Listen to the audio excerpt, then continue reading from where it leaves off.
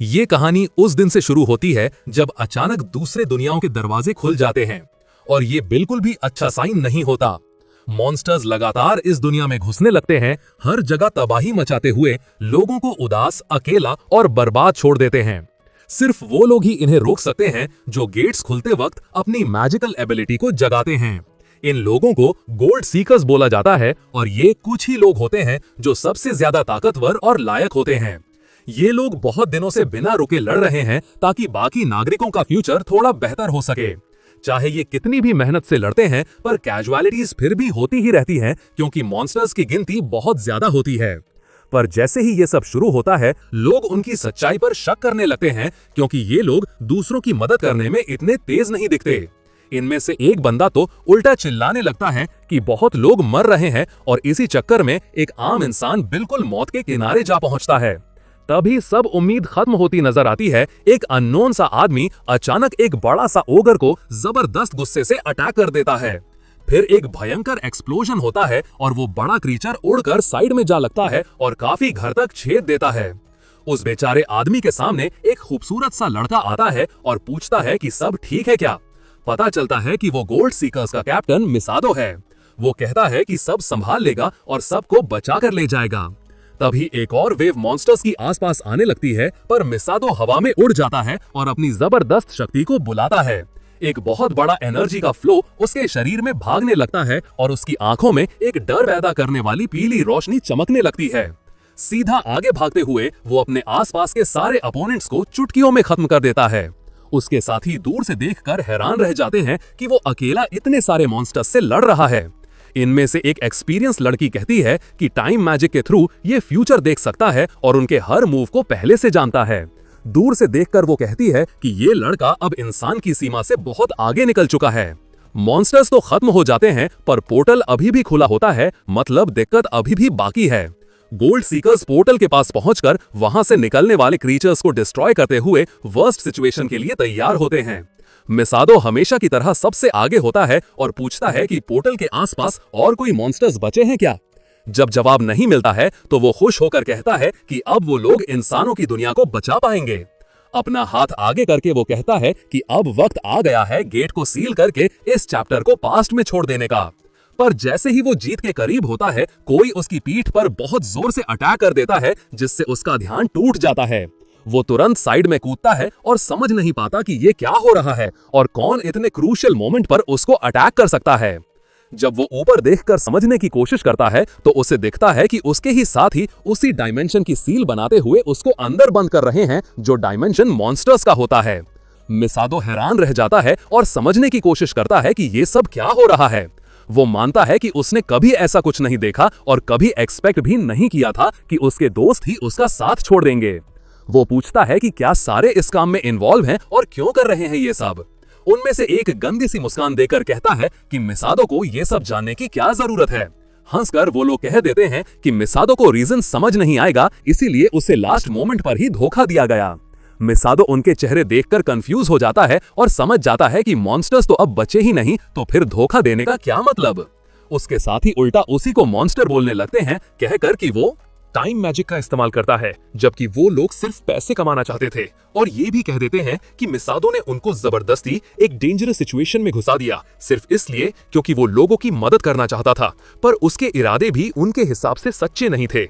अपना पूरा villain type बकवास बोलकर वो लोग कह देते हैं कि आज मिसादो को वो लोग आखिरी बार देख रहे हैं। फिर फिल्मी तरह से हंसी उड़ाते हुए दूर चले जाते हैं और हाथ हिला के बाय बोलते हैं, खुश होते हुए कि अब उनका काम उससे छूट गया। मिसादो को यकीन नहीं होता कि ये सब सच में हो रहा है और वो पूछता है कि क्या वो लोग सच में इतने सीरियस हैं। उसे याद आता है कि वो हमेशा एक अच्छा आदमी था, हमेशा इंसानों की दुनिया को मॉन्स्टर से बचाता था और उसकी सिर्फ एक ही इच्छा थी, लोगों को बचाना, क्योंकि असली हीरोज यही करते हैं। पर धोखा क्यों दिया, ये सवाल उसके दिमाग में घूमता रहता है, पर वो तुरंत समझ जाता है कि ये सोचने का वक्त नहीं है।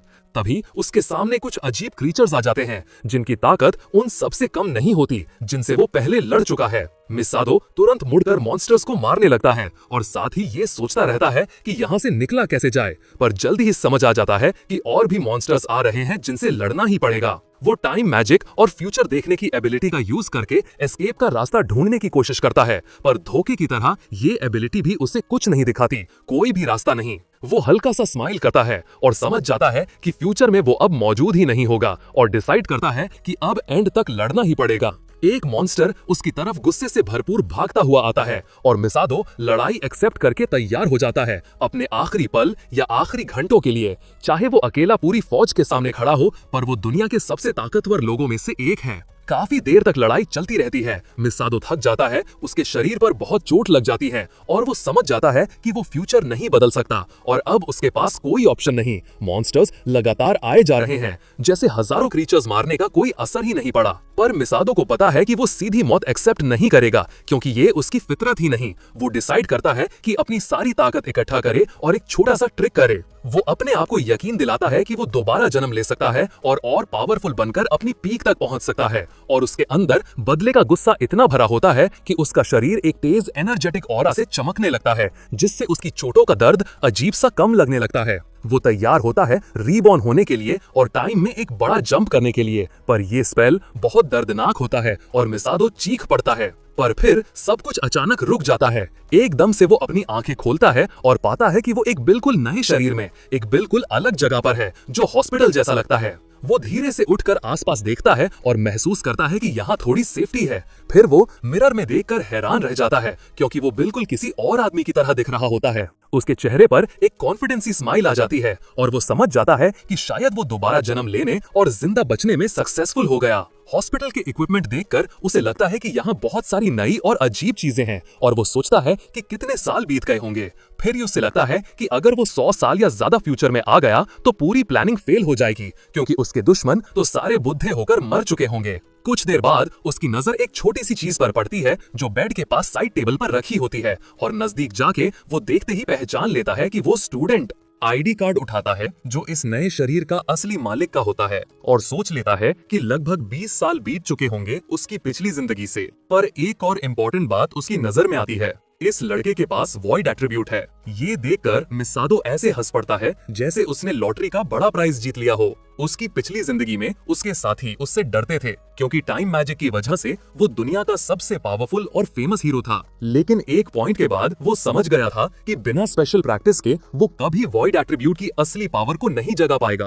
अब वो डॉक्यूमेंट्स को देखकर खुद से बोलता है कि उसे थोड़ा बुरा लग रहा है कि जिस लड़के का शरीर उसने लिया उसकी असली पर्सनैलिटी अब खत्म हो गई। लेकिन उसे ये भी पूरा यकीन है कि वॉइड एट्रीब्यूट दुनिया के सबसे ताकतवर एट्रीब्यूट्स में से एक होता है। उसकी पुरानी जिंदगी में किसी के पास ये एट्रीब्यूट था ही नहीं, इसलिए इस लड़के को नहीं पता था कि वॉइड एट्रीब्यूट को ट्रेन कैसे करते हैं, और इसलिए वो पहले लेवल से आगे कभी नहीं बढ़ पाया। मिसादो सोच लेता है कि शायद इस लड़के का मजाक भी उड़ाया जाता होगा, क्योंकि उसके पास प्रॉपर एट्रीब्यूट नहीं था। स्टूडेंट आईडी को जोर से पकड़कर वो वादा करता है कि इस लड़के का नाम वो पूरी दुनिया को याद कराएगा। अब क्योंकि मिसादो के पास फ्यूचर देखने की एबिलिटी है, उसे रफली समझ आ रहा है कि वॉइड एट्रीब्यूट को कैसे ट्रेन किया जाए, और इसका मतलब ये है कि वो जरूर अपना गोल अचीव करेगा। एक स्पिरिचुअल ऑरा उसके आसपास बनने लगती है और वो अनाउंस करता है कि इस पावर के साथ वो जरूर सबसे स्ट्रॉन्ग बनेगा। साथ ही वो गुस्से से वादा करता है कि अपने पिछले साथियों को वो उनके धोखे के लिए पछताएगा, लेकिन बदला लेने से पहले उसे अपना लेवल बढ़ाना होगा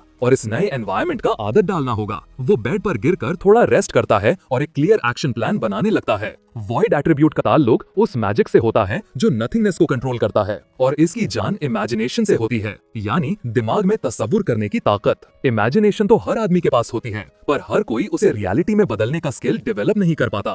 फैंटेसीज को सच में बदलना मुश्किल होता है, बहुत टाइम और प्रैक्टिस लगती है। अपने शरीर को देखकर मिसादो को लगता है कि ये काफी खराब कंडीशन में है, तो वो डिसाइड करता है कि यहीं से ट्रेनिंग शुरू करेगा। वो इमेजिन करता है कि उसके शरीर की हर सेल मैजिक से हील हो रही है और उसमें ताकत भरी जा रही है। जैसे ही वो सोचता है, उसका शरीर सच में हील होना शुरू हो जाता है और एनर्जी एब्जॉर्ब करने लगता है। मिसादो खुश होता है कि उसका प्लान काम कर रहा है और वो इतनी बुरी हालत के बावजूद जल्दी रिकवर हो रहा है। हाँ, ये बेसिक स्पेल है, इसलिए स्पीड ज्यादा फास्ट नहीं, लेकिन अगर वो इसे लगातार करता रहा तो उसकी पावर्स कॉन्फिडेंस पक्का बढ़ेगी। इससे उसकी इमेजिनेशन को रियलिटी में कन्वर्ट करने की एबिलिटी भी स्ट्रांग होगी और वो बड़े बड़े इमेजेस को मैजिक बनाकर यूज भी कर पाएगा। आगे चलकर वो एक साथ कई तरह का मैजिक बना और चला पाएगा और अपने दिमाग में आने वाले हर इमेज को एक्यूरेटली एग्जिस्ट करा पाएगा। बस उसके अंदर चाह होना चाहिए। उसके चेहरे पर एक बड़ा सा स्माइल आ जाता है क्योंकि अब उसे एहसास होता है कि दुनिया में अपनी जगह पाना अब दूर नहीं। तभी अचानक कमरे का दरवाजा खुल जाता है और एक डॉक्टर हैरान होता हुआ अंदर आता है, खुश होता हुआ कि पेशेंट होश में आ गया। वो तुरंत याद दिलाता है कि मिसादो को मॉन्स्टर अटैक में बहुत सीरियस चोट लगी थी और संभाल के रहने का बोलता है। फिर वो बेड पर लेट जाता है और सोचता है कि अब उसे क्लियरली समझ आ रहा है कि किस्मत उसके खिलाफ कैसे हो गई। डॉक्टर कहता है कि जो हुआ वो एकदम मिरेकल था क्योंकि कोई नहीं मानता था कि वो अपनी चोटों से रिकवर हो पाएगा। डॉक्टर ये भी बोलता है कि लगता है कोई ताकत बीच में आई और उसकी हेल्प की और मिसादो सोचता है कि ये कौन सी ताकतें हो सकती हैं। डॉक्टर उसे सरप्राइज में देखकर पूछता है कि क्या वो सच में कुछ नहीं जानता जो हुआ उसके बारे में। डॉक्टर एक्साइटेड होकर बोलता है कि वो सेंट्स के ग्रेट पेंटाग्राम की बात कर रहा है, पर मिसादो कहता है कि उसे ऐसे लोगों के बारे में कुछ नहीं पता। डॉक्टर को ज्यादा सरप्राइज नहीं होता और याद दिलाता है कि मिसादो अभी होश में आया है तो वो कंफ्यूज हो सकता है। फिर डॉक्टर बोलता है कि अब प्रॉपर चेकअप का टाइम हो गया है और बोलता है थोड़ा वेट करो। मिसादो सोचता है कि शायद ये कोई नया एडवेंचरर प्लान होगा जो इस वक्त के दौरान बना होगा। उसे समझ आता है कि उसे लेवल अप करना पड़ेगा ताकि वो समझ सके कि अब की दुनिया में क्या हो रहा है। जब वो टीवी ऑन करता है तो तुरंत ही एक स्पेशल न्यूज दिखती है जिसमें वो डिजास्टर दिखाया जा रहा होता है जो लगभग 20 साल पहले हुआ था। हाँ, वही इवेंट जिसमें कभी उसे धोखा दिया गया था। और हीरो को सबसे ज्यादा शौक तब लगता है जब पता चलता है कि कल्प्रिट को ढूंढ लिया गया है और किसी वजह से वो कल्प्रिट मिसादो को ही माना जा रहा है। लोगों के दिमाग में 20 सालों से ये बात और स्ट्रांग होती गई। मिसादो यकीन नहीं कर पाता कि जिन लोगों ने उसे धोखा दिया था उन्होंने अभी तक सच नहीं बताया कि उस दिन क्या हुआ था। वो समझने की कोशिश करता है कि कैसे उन लोगों ने उसकी रेप्यूटेशन को मिट्टी में मिला दिया और पूरा झूठ फैला दिया। न्यूज ये भी कहती है कि मिसादो ने डिजास्टर को पहले ही देख लिया था पर किसी को बताया नहीं और ना ही उसे यूज किया। कहानी ये भी बोलती है कि जो बहादुर हीरोज थे जिसे पेंटाग्राम ऑफ सेंट्स कहा जाता है उन्होंने उसे रोका था। लोगों को याद दिलाया जाता है कि उस इंसिडेंट के बाद इस ग्रुप के मेंबर्स अलग अलग फील्ड्स में लीडिंग पोजीशंस में बैठे हुए हैं। मिसादो को बुरा लगता है देखकर कि वो गद्दार लोग इतने सालों बाद भी ऐसे ही गलत तरीके से जी रहे हैं। इस बात से उसके मुंह से नर्वस हंसी निकल जाती है और वो उसे दबाने की कोशिश करता है ताकि किसी का ध्यान उस पर ना आए। फिर वो गुस्से में आता है कि उन्होंने ना सिर्फ उसे धोखा दिया बल्कि उसकी इमेज भी बर्बाद कर दी। यू से समझ आता है कि उसे उन लोगों के पर्सनल फायदे और ग्लोरी के लिए कुर्बान कर दिया गया था। मिसादो अपना गुस्सा कंट्रोल करने की कोशिश करता है और बोलता है कि वो उनकी गलती कभी माफ नहीं करेगा। वो वादा करता है कि वो एक एक को उनके धोखे और उसकी किस्मत के बारे में फैलाए गए झूठ का सजा देगा। थोड़ी देर बाद उसका गुस्सा शांत होता है और उसे याद आता है कि उसे संभल कर चलना पड़ेगा। उसे मालूम है कि अगर वो सब तोड़फोड़ करेगा तो लोगों का ध्यान उस पर पड़ जाएगा। इसीलिए वो डिसाइड करता है कि जब तक जरूरी ना हो वो अपने पुराने साथियों के सामने नहीं आएगा। अपनी चीजें देखते हुए और उस लड़के के फोन का पासवर्ड याद करके उसे लगता है कि अब ऐसे ही ठीक रहेगा। वो फोन का डेटा चेक करने का सोचता है ताकि पता लग सके कि वो कहाँ आ गया है और अब क्या करना चाहिए। कुछ ही पलों में उसे एक लकी कोइंसिडेंस मिल जाता है। उसे पता चलता है कि वो एक अकेडमी में पढ़ता है जिसका हेड उसके दुश्मनों में से एक इवाको हाइडेकी है। मिसादो सोचता है कि जैसे ही वो जागा उसे तुरंत अपने एक दुश्मन का पता चल गया। ये कितनी बड़ी किस्मत है। और उसे याद आता है कि इवाको एक बहुत कॉशियस इंसान है जो आसानी से किसी पर भरोसा नहीं करता। अगर अभी वो अपनी कमजोरियां दिखाएगा तो नुकसान होगा। इसलिए थोड़ा देर सोचने के बाद उसे लगता है कि लेवल का फर्क अभी बहुत ज्यादा है और अभी उस दुश्मन को हराना मुमकिन नहीं है। पर इससे उसका जज्बा कम नहीं होता। बस वो डिसाइड करता है कि पहले थोड़ा और हॉस्पिटल में रुककर पूरी तरह रिकवर हो जाए। छत की तरफ देखते हुए वो खुद से बोलता है कि लेवल 1 पर कुछ नहीं किया जा सकता, इसलिए लेवल बढ़ाना जरूरी है।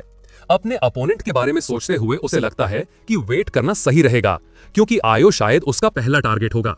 कुछ हफ्ते बीत जाते हैं और हीरो फाइनली पूरी तरह रिकवर होके हॉस्पिटल से निकलने के लिए रेडी होता है।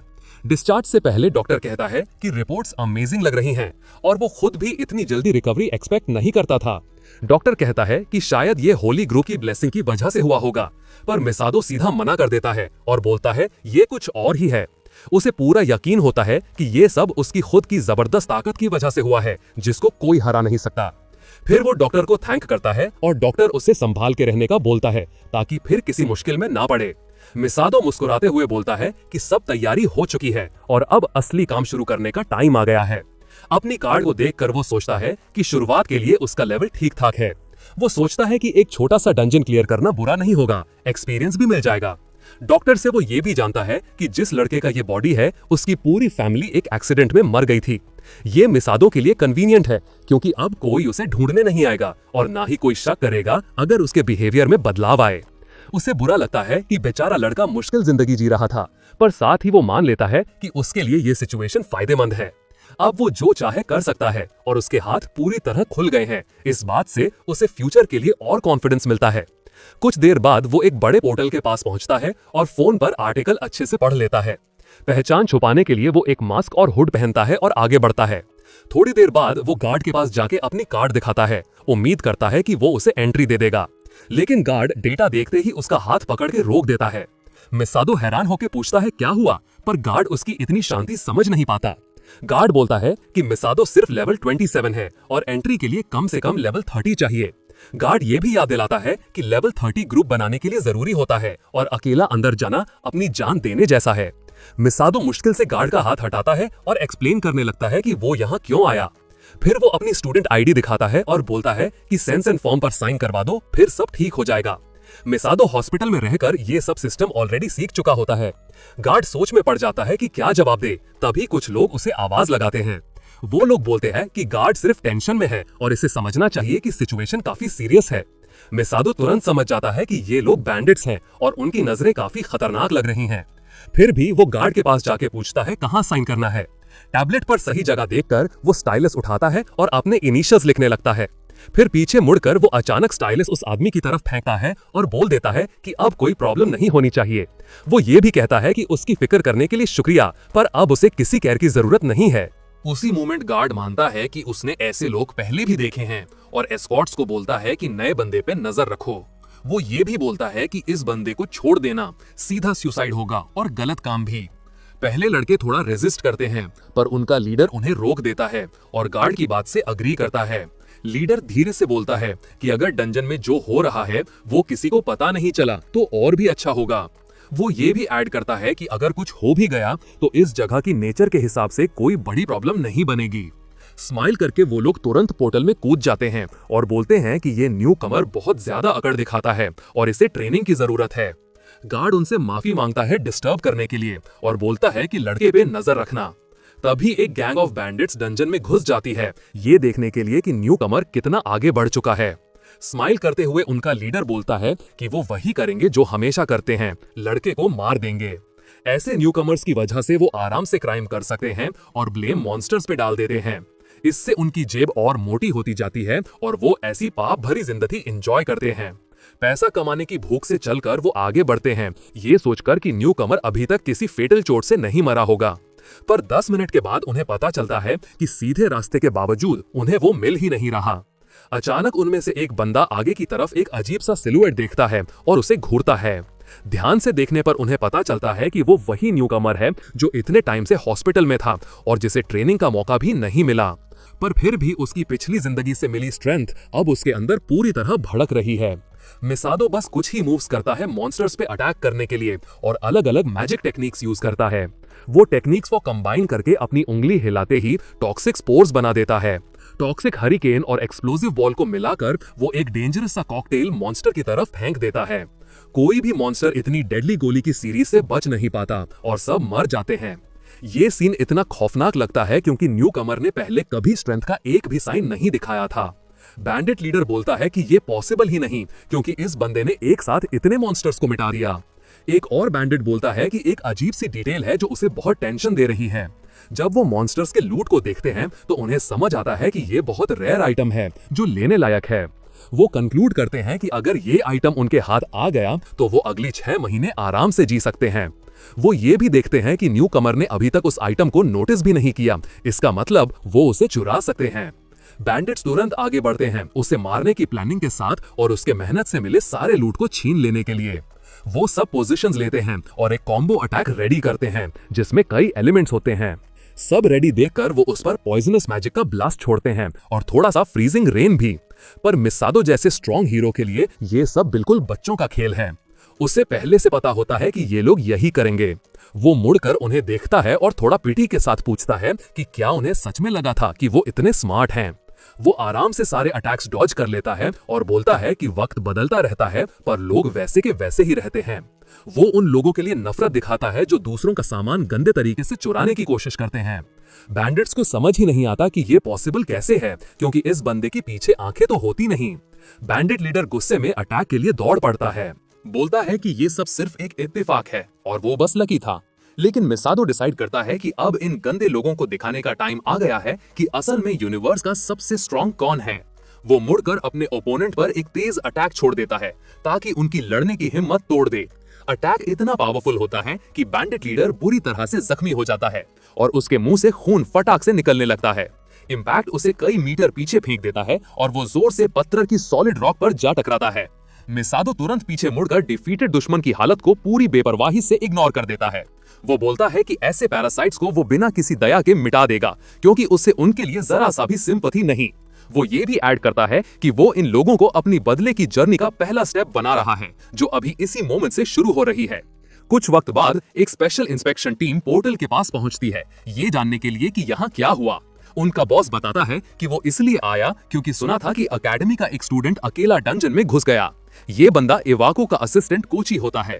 3 डेड बॉडीज देखकर वो हैरान हो जाता है। हवा में एक चुप सा सवाल लटक रहा होता है कि इतने कम टाइम में इन जैसे कमजोर फाइटर्स को किसने खत्म कर दिया।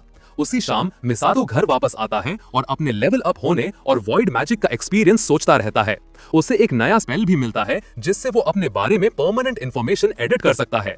अब वो अपना लेवल चेंज कर सकता है और डंजन में एंटर होने का रिकॉर्ड भी इरेज कर सकता है ताकि कोई उसे ट्रैक ना करे। घर पहुंचकर उसे याद आता है कि कल उसका एकेडमी में फर्स्ट डे है और वो कुछ मैसेजेस पढ़ने का डिसाइड करता है। उसे पता चलता है कि लोग अभी भी उसे शक की नजर से देखते हैं और काफी लोग उसे वीकलिंग के पास्ट की वजह से नफरत करते हैं। पर अब सब बदलने वाला है, क्योंकि इस वीक लड़के की बॉडी में अब सबसे पावरफुल हीरो की पावर है। सीन एकेडमी शिफ्ट होता है जहां मिसादो पढ़ने जाता है और वो डिसाइड करता है कि वो लेट नहीं होगा। एंट्रेंस की तरफ जाते वक्त एक लड़की उसे बुलाती है। वो पिछले बॉडी के क्लासमेट असारी होती है। वो पूछती है कि अब बेहतर फील कर रहा है क्या, और मिसादो बोलता है कि हाँ, लगभग पूरा रिकवर हो गया। असारी खुश हो जाती है और मिसादो को समझ आ जाता है कि इस बॉडी का पिछला होस्ट वैसे फ्रेंड्स रखता था। अचानक एक गंदा सा आवाज बोलता है कि वो काफी टाइम से इस गंदे बंदे का वेट कर रहा था जो मुश्किल से मौत से बचा था। मिसादो उसकी तरफ मुड़ता है और आवाज बोलती है कि ऐसे फर्स्ट लेवल के वीकलिंग को प्रोटेक्ट करना शर्म की बात है और इसका हिसाब देना पड़ेगा। सामने खड़ा एक बंदा पूछता है कि क्या उसने वो सामान लाया जो बात हुई थी। मिसादो बोलता है कि अभी उसके पास पैसे कम हैं।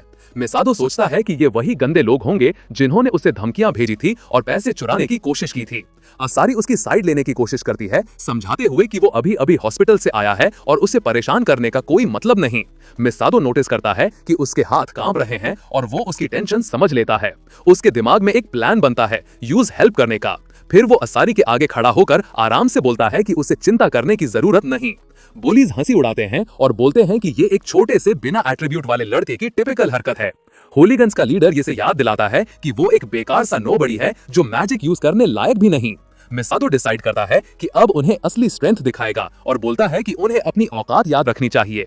वो सोचता है कि वो उन्हें जरूर हराएगा क्योंकि उसके पास बहुत ही पावरफुल एट्रीब्यूट है, और वो ये भी बोलता है कि ऐसे गंदे लोगों के उल्टा वो हमेशा अपनी बात निभाता है। इस तरह का उसका डायलॉग सुनते ही बुलीज और गुस्से से भर जाते हैं, क्योंकि उन्हें कभी कोई ऐसे जवाब नहीं देता। उसके वर्ड्स का मतलब समझने की कोशिश करते हुए वो उसे चुप रहने को बोलते हैं और फायरबॉल्स बनाना शुरू कर देते हैं। असारी उन्हें रोकने की कोशिश करती है, याद दिलाते हुए कि डंजन के बाहर मैजिक यूज करना मना है। बुलीज उसे भी चुप रहने को बोलकर डिक्लेयर करते हैं कि ये टैलेंटलेस लूजर उनके चैलेंज का हिसाब देगा। फिर उनमें से एक तेजी से दौड़ता है और फायरबॉल सीधा मिसादो के मुंह पर फेंक देता है।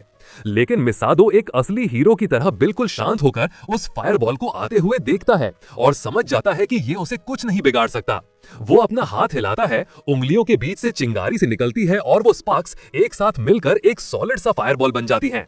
फिर वो अपना फायरबॉल फिर से उसके फायरबॉल से टकराने के लिए फेंकता है। मिसादो का फायरबॉल एनिमी के अटैक से कई गुना ज्यादा पावरफुल होता है, तो रिजल्ट पहले से ही क्लियर होता है। एक छोटा सा ब्लास्ट होता है और कुछ देर के लिए थिक धुआं सा भर जाता है। हूलिगन्स आंखें फाड़ कर देखते रह जाते हैं और बोलते हैं कि ये वैसे ही मैजिक यूज कर रहा है जैसे वो करते हैं। मिसादो उन्हें देखकर मजाक उड़ाते हुए पूछता है, क्या हुआ?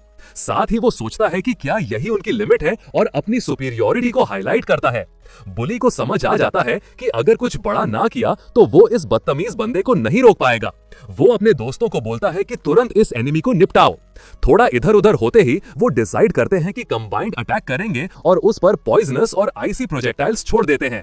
मिसादो पहले भी ऐसे दुश्मनों से लड़ चुका है, इसलिए ये फाइट उसके लिए बहुत स्मूथ होती है। वो भी वही प्रोजेक्टाइल्स वापस उनकी तरफ भेज देता है जो उनके सारे अटैक्स को न्यूट्रलाइज कर देती है। वो हैरान रह जाते हैं कि ये लड़का इतने सारे मैजिकल एट्रीब्यूट्स कैसे यूज कर रहा है। मिसादो फिर से हल्की सी पीटी के साथ पूछता है कि क्या बस इतना ही कर सकते हो तुम लोग? फिर वो उंगली चटाकर बोलता है कि अब उसकी बारी है अपनी पावर दिखाने की। वो उनकी तरफ चलता हुआ ऐड करता है कि उन्हें अपनी जान का डर नहीं करना चाहिए, क्योंकि उसका प्लान उन्हें मारने का नहीं है। अपनी जान बचाने के लिए वो सब भाग जाते हैं, उम्मीद करते हुए कि मिसादो उन तक नहीं पहुंच पाएगा। मिसादो आगे बोलता ही रहता है कि पहले उसने इनसे मदद मांगी थी, पर उन्होंने उसे इग्नोर कर दिया। वो ये भी बोलता है कि उनके बहाने उसे कोई फर्क नहीं पड़ते, क्योंकि वो इन जैसे दुश्मनों से पहले भी कई बार मिल चुका है। ऐसा कहकर वो हूलिगन्स के लीडर को गला पकड़कर हवा में ऊंचा उठा देता है। वो बोलता है कि ऐसे पैरासाइट्स हमेशा वही बकवास बोलते हैं, चाहे वो कोई भी हो। थोड़ी सी पेथोस के साथ वो डिक्लेयर करता है कि उसे फर्क नहीं पड़ता कि वो अपनी डिफेंस में क्या बोल रहा है, क्योंकि उसका हाथ रुकने वाला नहीं। बदले की भूख से भरकर वो अपना अगला अटैक फुल पावर से चार्ज करता है। कुछ ही पल बाद वो लड़का अपनी सारी गंदी हरकतों का सही हिसाब रिसीव करता है, जो उसने इस बॉडी के पिछले ओनर के साथ किया था। अटैक की मार से वो तुरंत बेहोश हो जाता है और बहुत दूर तक उड़कर जाता है। उसकी बॉडी के पीछे एक एनर्जी ट्रेल सी बन जाती है, क्योंकि उसे इतनी तेज रफ्तार से फेंक दिया गया था। जब धुआं साफ होता है तो पता चलता है कि उसे अर्जेंट मेडिकल हेल्प चाहिए। मिसादो असारी की तरफ मुड़कर बोलता है कि आज से सब कुछ बदलने वाला है। वो इस बॉडी के पिछले ओनर से वादा करता है, जिसका हाल अब भी अननोन है, कि अब कोई भी उसे नीचा देखने की हिम्मत नहीं करेगा। एक डरावनी सी स्माइल के साथ वो ऐड करता है कि अब वो अपना गोल, सबसे पावरफुल एडवेंचरर बनने का, पूरा करने के रास्ते पर निकल चुका है। हूलिगन्स जल्दी से अपने लीडर को उठाते हैं और बोलते हैं कि उन्हें जो हुआ उसका अफसोस है। लीडर खुद मुश्किल से खड़ा होता है और नोटिस करता है कि हॉस्पिटल से डिस्चार्ज होने के बाद मिसादो बहुत बदल गया है। हमारा बंदा आराम से कह देता है कि जो कुछ उसने किया वो उन लोगों का ही हक बनता था, क्योंकि वो इसी किस्मत के लायक थे।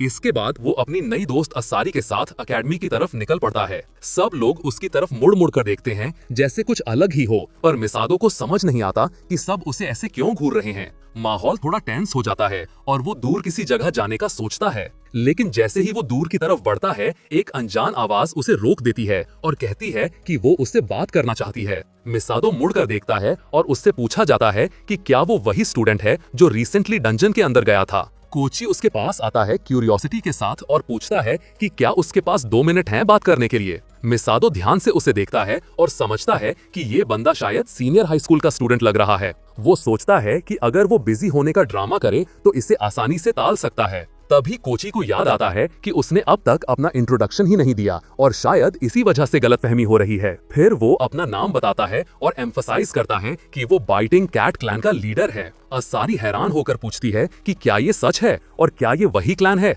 जो डायरेक्टर इवाको ने खुद बनाया था। कोची कुछ पल रुकता है, फिर बोलता है कि इस सवाल का जवाब बाद में देगा। उसकी आवाज थोड़ी धमकी भरी हो जाती है और वो मिसादो से थोड़ा वक्त मांगता है। हमारा बंदा मुस्कुराता है, मुड़कर बोलता है कि अगर ऐसी बात है तो उसके पास मना करने का कोई ऑप्शन नहीं। अकेले रह जाने पर कोची सीधा पूछता है कि क्या मिसादो ने वाकई वही एडवेंचरर्स को हराया जो रात डंजन में मरे हुए मिले। मिसादो नाटक करता है कि उसे पता ही नहीं वो क्या बोल रहा है और कहता है कि उसे कुछ नहीं पता। उसे हैरानी होती है कि इतना सब छुपाने के बावजूद ये बात कैसे लीक हो गई। कोची बोलता है कि उसे इन्फॉर्म किया गया था कि एकेडमी का एक स्टूडेंट डंजन में घुसा और वो उसे ढूंढने गया था। वहां पहुंचकर उसे कुछ क्रिमिनल्स मिले जो नए लोगों को फंसाकर लूटने के लिए जाने जाते थे। कोची ये भी पॉइंट आउट करता है कि मिसादो ने सुबह मल्टी एट्रीब्यूट मैजिक यूज किया। मिसादो मुस्कुरा देता है, सोचकर कि इस बंदे को उसकी मैजिक की असली पावर का जरा भी अंदाजा नहीं। कोची सीरियस हो जाता है और पूछता है कि उसने क्रिमिनल्स को कैसे हराया। मिसादो अपनी पॉकेट में छेड़छाड़ करते हुए बोलता है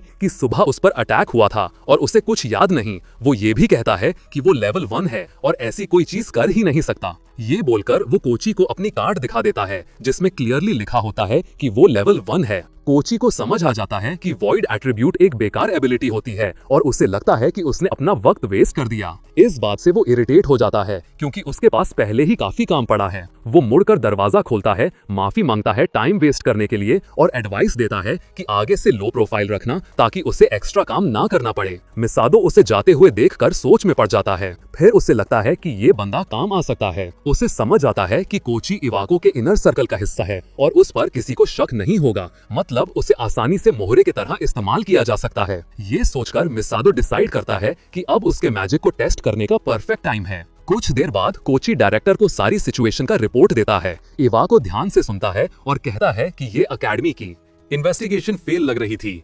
पलटकर इवाको बोलता है कि उसने स्पेशली कोइची को वार्न किया था कि किस टाइप के लोगों के साथ काम करे वो ध्यान रखे। कोइची प्रिंसिपल को सच्चे दिल से सॉरी बोलता है और प्रॉमिस करता है कि वो पूरी सिचुएशन चेक करेगा। इवाको बोलता है कि अगर ये बात बाहर चली गई कि वो रोकी हंट में इन्वॉल्व था तो उसकी रेप्यूटेशन बर्बाद हो जाएगी। उसके बाद वो कोइची का थोड़ा सा मुंह पकड़ के चिन से ऊपर करता है और बोलता है कि एक इंपॉर्टेंट बात समझ ले, अगर कुछ गड़बड़ हुई तो कोइची को भी बिना सोच समझ कचरे की तरह फेंक दिया जाएगा। कोइची झुककर बोलता है कि उसे रिस्क पूरी तरह समझ आ रहा है, पर दिमाग में वो इरिटेट हो रहा होता है कि यू से ये सब क्यों झेलना पड़ रहा है। वो ये भी सोचता है कि अगर पहले से पता होता कि ये सब ऐसा होगा तो वो अपने हायर किए हुए लोगों पर और ज्यादा पैसा इन्वेस्ट करता। इवाको बोलता है कि एक बात उसे अभी भी समझ नहीं आ रही। कोइची थोड़ा हैरान होकर पूछता है कि क्या बात है। इवाको बोलता है कि रिपोर्ट के हिसाब से जिस स्टूडेंट का जिक्र हो रहा है वो कम से कम 3rd ईयर का होना चाहिए, पर एकेडमी में कोई भी 3rd ईयर स्टूडेंट नहीं है जो कल रात डंजन गया हो। इवाको बोलता है कि उन लोगों ने शायद न्यूबी हंट के टाइम किसी मॉन्स्टर से टकराकर झूठ बोल दिया होगा। उसके हिसाब से ये कंक्लूजन ज्यादा सही लगता है बजाय इसके कि कोई एक स्टूडेंट अकेला उन हंटर्स को हरा दे। कोइची हैरान होता है और सोचता है क्या ये सबसे ज्यादा रियलिस्टिक ऑप्शन है। इवाको बिना डाउट के बोलता है कि इसके अलावा उसके दिमाग में कुछ नहीं आ रहा। हाँ, एक अल्ट्रा अनयूजुअल सिनेरियो हो सकता है पर वो मुश्किल लगता है। तब कोइची को वो स्टूडेंट फाइल याद आती है जो उसने सुबह देखी थी, तो वो पूछता है कि क्या कोई यूनिक एट्रीब्यूट इन्वॉल्व हो सकता है। इवाको सोचता है और बोलता है कि पॉसिबल तो है पर उसे बिलीव करना मुश्किल लगता है। कोइची के चेहरे पर चालाक से स्माइल आ जाती है क्योंकि उसे लगता है कि उसका प्रॉब्लम सॉल्व हो गया। वो बोलता है कि ये काम उस पर छोड़ दो, वो बहुत जल्दी हैंडल कर लेगा। कुछ वक्त बाद सीन शिफ्ट होता है एक छोटे डंजन में जहां फिर से मॉन्स्टर रेड चल रही होती है, पर इस बार स्टूडेंट्स को अनएक्सपेक्टेड दिक्कत आती है क्योंकि मॉन्स्टर्स बहुत ही ज्यादा फास्ट और चालाक निकले। एक जायंट बंदर सारे स्टूडेंट्स को डरा देता है और कम सुरक्षित बच्चों पर जंप करने वाला होता है। कुछ पल बाद कोई शख्स पावरफुल मैजिक से उस बंदर की पीठ पर अटैक करता है। ज्यादा डैमेज सह नहीं पाता और बंदर जमीन पर गिरकर बेहोश जैसा हो जाता है और फिर मर जाता है। कोइची सारे स्टूडेंट्स को ऑर्डर देता है कि फॉर्मेशन में रहो और ऐसे क्रीचर्स से मत डरो, इन्हें मारना इजी है। स्टूडेंट्स हैरान होकर देखते हैं और सोचते हैं कि क्या वो उसके क्लैन ज्वाइन कर लें। कोइची बाकी मॉन्स्टर्स भी खत्म कर देता है और बोलता है कि डंजन का ये एरिया अब क्लियर समझो। उसके साथ ही उसकी तारीफ करते हैं कि उसने कमाल का काम किया, पर वो उनकी बात को इग्नोर करके बोलता है कि आगे का काम वो खुद कर लेंगे और फिर अपना काम करने लगता है। थोड़ा दूर जाकर वो बोलता है कि अब वक्त आ गया है कि वो वही करे जिसके लिए वो यहाँ आया है। ये बोलते हुए वो एक अजीब सी चेन निकालता है जिसमें आंखों जैसी चीजें बनी होती हैं और उससे बात करता है। वो चेन को कमांड देता है कि मिसातो चाहे जहां भी हो उसका लोकेशन रिवील करे। ऑर्डर मिलते ही चेन अजीब तरह से हिलने लगती है और फिर एक डायरेक्शन में पॉइंट करके बिल्कुल फ्रीज हो जाती है। कोइची सोचता है कि सब कुछ बिल्कुल परफेक्ट चल रहा है और अब वो सोच रहा है कि इस स्टूडेंट को एक्सीडेंट जैसा दिखा के मार सकता है। वो बोलता है कि उसे बहुत शॉक लगा जब पता चला कि मिसातो एक असली हंटर निकला। उसे याद आता है कि हॉस्पिटल से डिस्चार्ज होने के बाद मिसातो ने कितना बखेड़ा खड़ा किया था और ऊपर से जो होलिगन्स मिसातो से पेट गए थे उनकी सुनाई हुई कहानी में भी उसकी बहुत इंटरेस्ट थी। उनकी पूरी कहानी सुन के सारे डिटेल्स समझ के उसने पूछा कि क्या सच में ऐसा हुआ था। होलिगन्स कसम खा के बोले कि वो 100% सच बोल रहे हैं। उनका कहना था कि वो लूजर ही उन पे पहले अटैक करने आया था। उन्होंने ये भी बोला कि उसने वही मैजिक यूज किया जो वो लोग करते हैं, बस उसका मैजिक उनसे कई गुना ज्यादा पावरफुल था। एग्जाम्पल देते हुए बोले कि उसने ऐसी आग बनाई जैसी उन्होंने जिंदगी में कभी नहीं देखी। कोची ये सब शक से सुनता है और मानता है कि उसे भी यकीन करना मुश्किल लग रहा है, पर वो कहता है कि जो उसे चाहिए था वो सब पता चल गया है और अब वो इस स्टूडेंट के अगेंस्ट एक्शन लेगा। होलिगन्स में से एक खुशी से थैंक यू बोलता है, सोचता है कि अब शायद उनको घर जाने दिया जाएगा। पर जुल्मी कोची उनको दोबारा सुधरने का ऑर्डर दे देता है। बोलता है कि उसे ऐसे कमजोर लोग नहीं चाहिए जो किसी लूजर से हार जाएं। होलिगन्स दया मांगते हैं, बोलते हैं कि डील के टाइम ऐसा कुछ भी डिसाइड नहीं हुआ था, पर कोची उनकी बात को बिल्कुल इग्नोर करता है। तभी उसे होलिगन्स के लीडर के दिमाग की आवाज सुनाई देती है। वो परेशान सा गुंडा सोच रहा होता है कि ये बंदा अब इंसान रहा ही नहीं, एक नए लेवल पे पहुंच गया है। कोची सोचता है कि इस आदमी की आंखों में जो डर है वो कुछ ज्यादा ही अजीब लग रहा है। ये कंफर्म करने के लिए वो एक स्पेशली तैयार की हुई लेसन जो एक बिल्ली कैट के फॉर्म में बनाई गई थी भेजता है। कोची अंदाजा लगाता है कि ये सब बस एक आर्टिफैक्ट का काम है जो पावरफुल इल्यूजन्स बनाता है। उसका मानना है कि ये लड़का नोविस हंटर्स को किसी चालाक तरीके से हरा दिया होगा। आगे चलते हुए वो एक और मॉन्स्टर की लाश देख लेता है जो बहुत ही डरावनी तरीके से मारा गया था। कोची उस बॉडी को ध्यान से चेक करता है और सोचता है कि क्या ये भी उसी स्टूडेंट ने किया होगा, और करीब देखने पर उसे फायर अटैक के निशान मिलते हैं। तो वो सोचता है कि ये बंदा बिल्कुल सिंपल नहीं है। घमंडी सी स्माइल के साथ वो आगे बढ़ता है, बोलता है कि ये पावर अभी कुछ भी नहीं। अपने टीचर को याद करके जिसने सेंट्स की पेंटाग्राम छोड़ी थी, वो सोचता है कि उसका टीचर भी आराम से ऐसा कर सकता था, पर अभी के लिए उसके पास ऑर्डर्स फॉलो करने के अलावा कोई चॉइस नहीं। लेकिन एक दिन वो सबको पार करके आगे बढ़ना चाहता है। कोची चाहता है कि एक दिन वो उस स्क्वाड का हिस्सा बने जिससे वो पूरी दुनिया को रूल कर सके।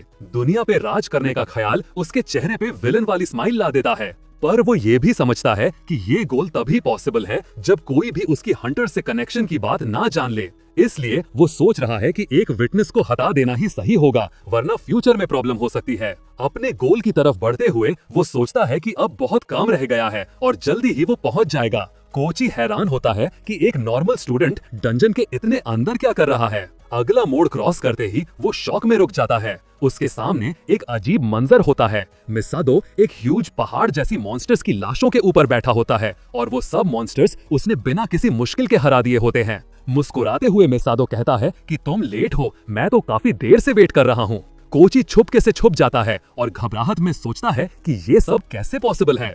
फिर उसे डर लगता है कि शायद मिसादो ने उसकी प्रेजेंस फील कर ली, और फिर कुछ ऐसा होता है कि मिसादो उसके दिमाग की थॉट्स पढ़ लेता है और वही सवाल दोबारा बोल देता है जो कोची के दिमाग में चल रहे होते हैं। कोची समझ जाता है कि अब उसके अपने थॉट्स भी प्राइवेट नहीं रहे, पर फिर भी उसे समझ नहीं आ रहा कि ये सब कैसे हो रहा है। मिसादो के पास धीरे धीरे आते हुए कोची संभल कर पूछता है कि तू कौन है और यहाँ क्या कर रहा है। मिसादो बोलता है कि उसने सुना था कि इवाको ने उसे चूज किया, पर असल में वो इतना इम्पोर्टेंट निकला ही नहीं।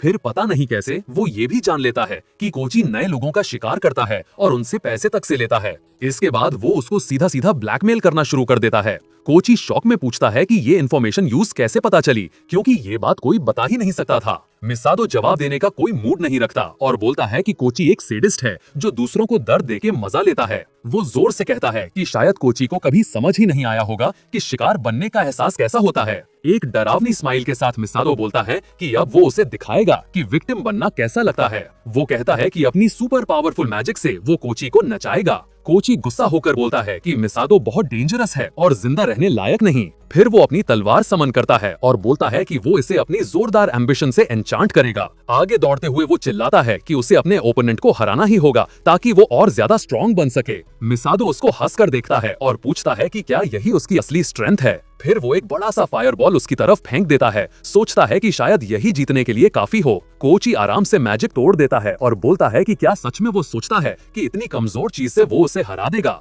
लेकिन कुछ सेकंड्स बाद ही एक बिजली का तीर उसकी तरफ आता है जिसे ब्लॉक करना पड़ता है। कोची लास्ट मोमेंट पर इसे रोक तो लेता है, पर उसके बॉडी को कई 10 मीटर पीछे उड़ा देता है। जैसे ही वो रुकता है उसके पैरों के नीचे से जमीन के कांटे निकलने लगते हैं। वो तेज गोल गोल मूवमेंट करके उन सब को छोटे टुकड़ों में काट देता है। कोची अब समझता है कि हालात खराब है क्योंकि मिसादो मल्टी एट्रीब्यूट मैजिक यूज कर सकता है। वो चीख कर पूछता है कि उसकी वॉइड मैजिक का क्या हुआ और ये लड़का एक साथ इतने एलिमेंट्स कैसे कंट्रोल कर रहा है। मिसादो उसके पीछे इंस्टेंट मटेरियलाइज होता है और उसके पीछे से घुसा मारने की कोशिश करता है, पर कोची वक्त पर मुड़ जाता है और ज्यादा गुस्से में आकर कोची बोलता है कि मिसादो सिर्फ उसकी बड़ी प्लानिंग में रुकावट डाल रहा है। दोनों कुछ ब्लोज एक्सचेंज करते हैं और फिर साइड में कूद जाते हैं। मिसादो हैरानी से पूछता है कि ये ग्रैंड प्लान्स आखिर हैं क्या। कोची दीवानी आंखों के साथ बोलता है कि वो एक दिन इवाको को पार करके उसकी सीट ले लेगा। उसकी आंखों में पावर का पागलपन चमकने लगता है और बोलता है कि वो एक दिन सेंट्स में से एक बनेगा। मिसादो पूछता है कि सिर्फ इवाको ही क्यों, और भी सेंट्स हैं? कोची हंसी रोक नहीं पाता और बोलता है कि जवाब तो ऑब्वियस है, पर फिर भी डिटेल में बता देता है।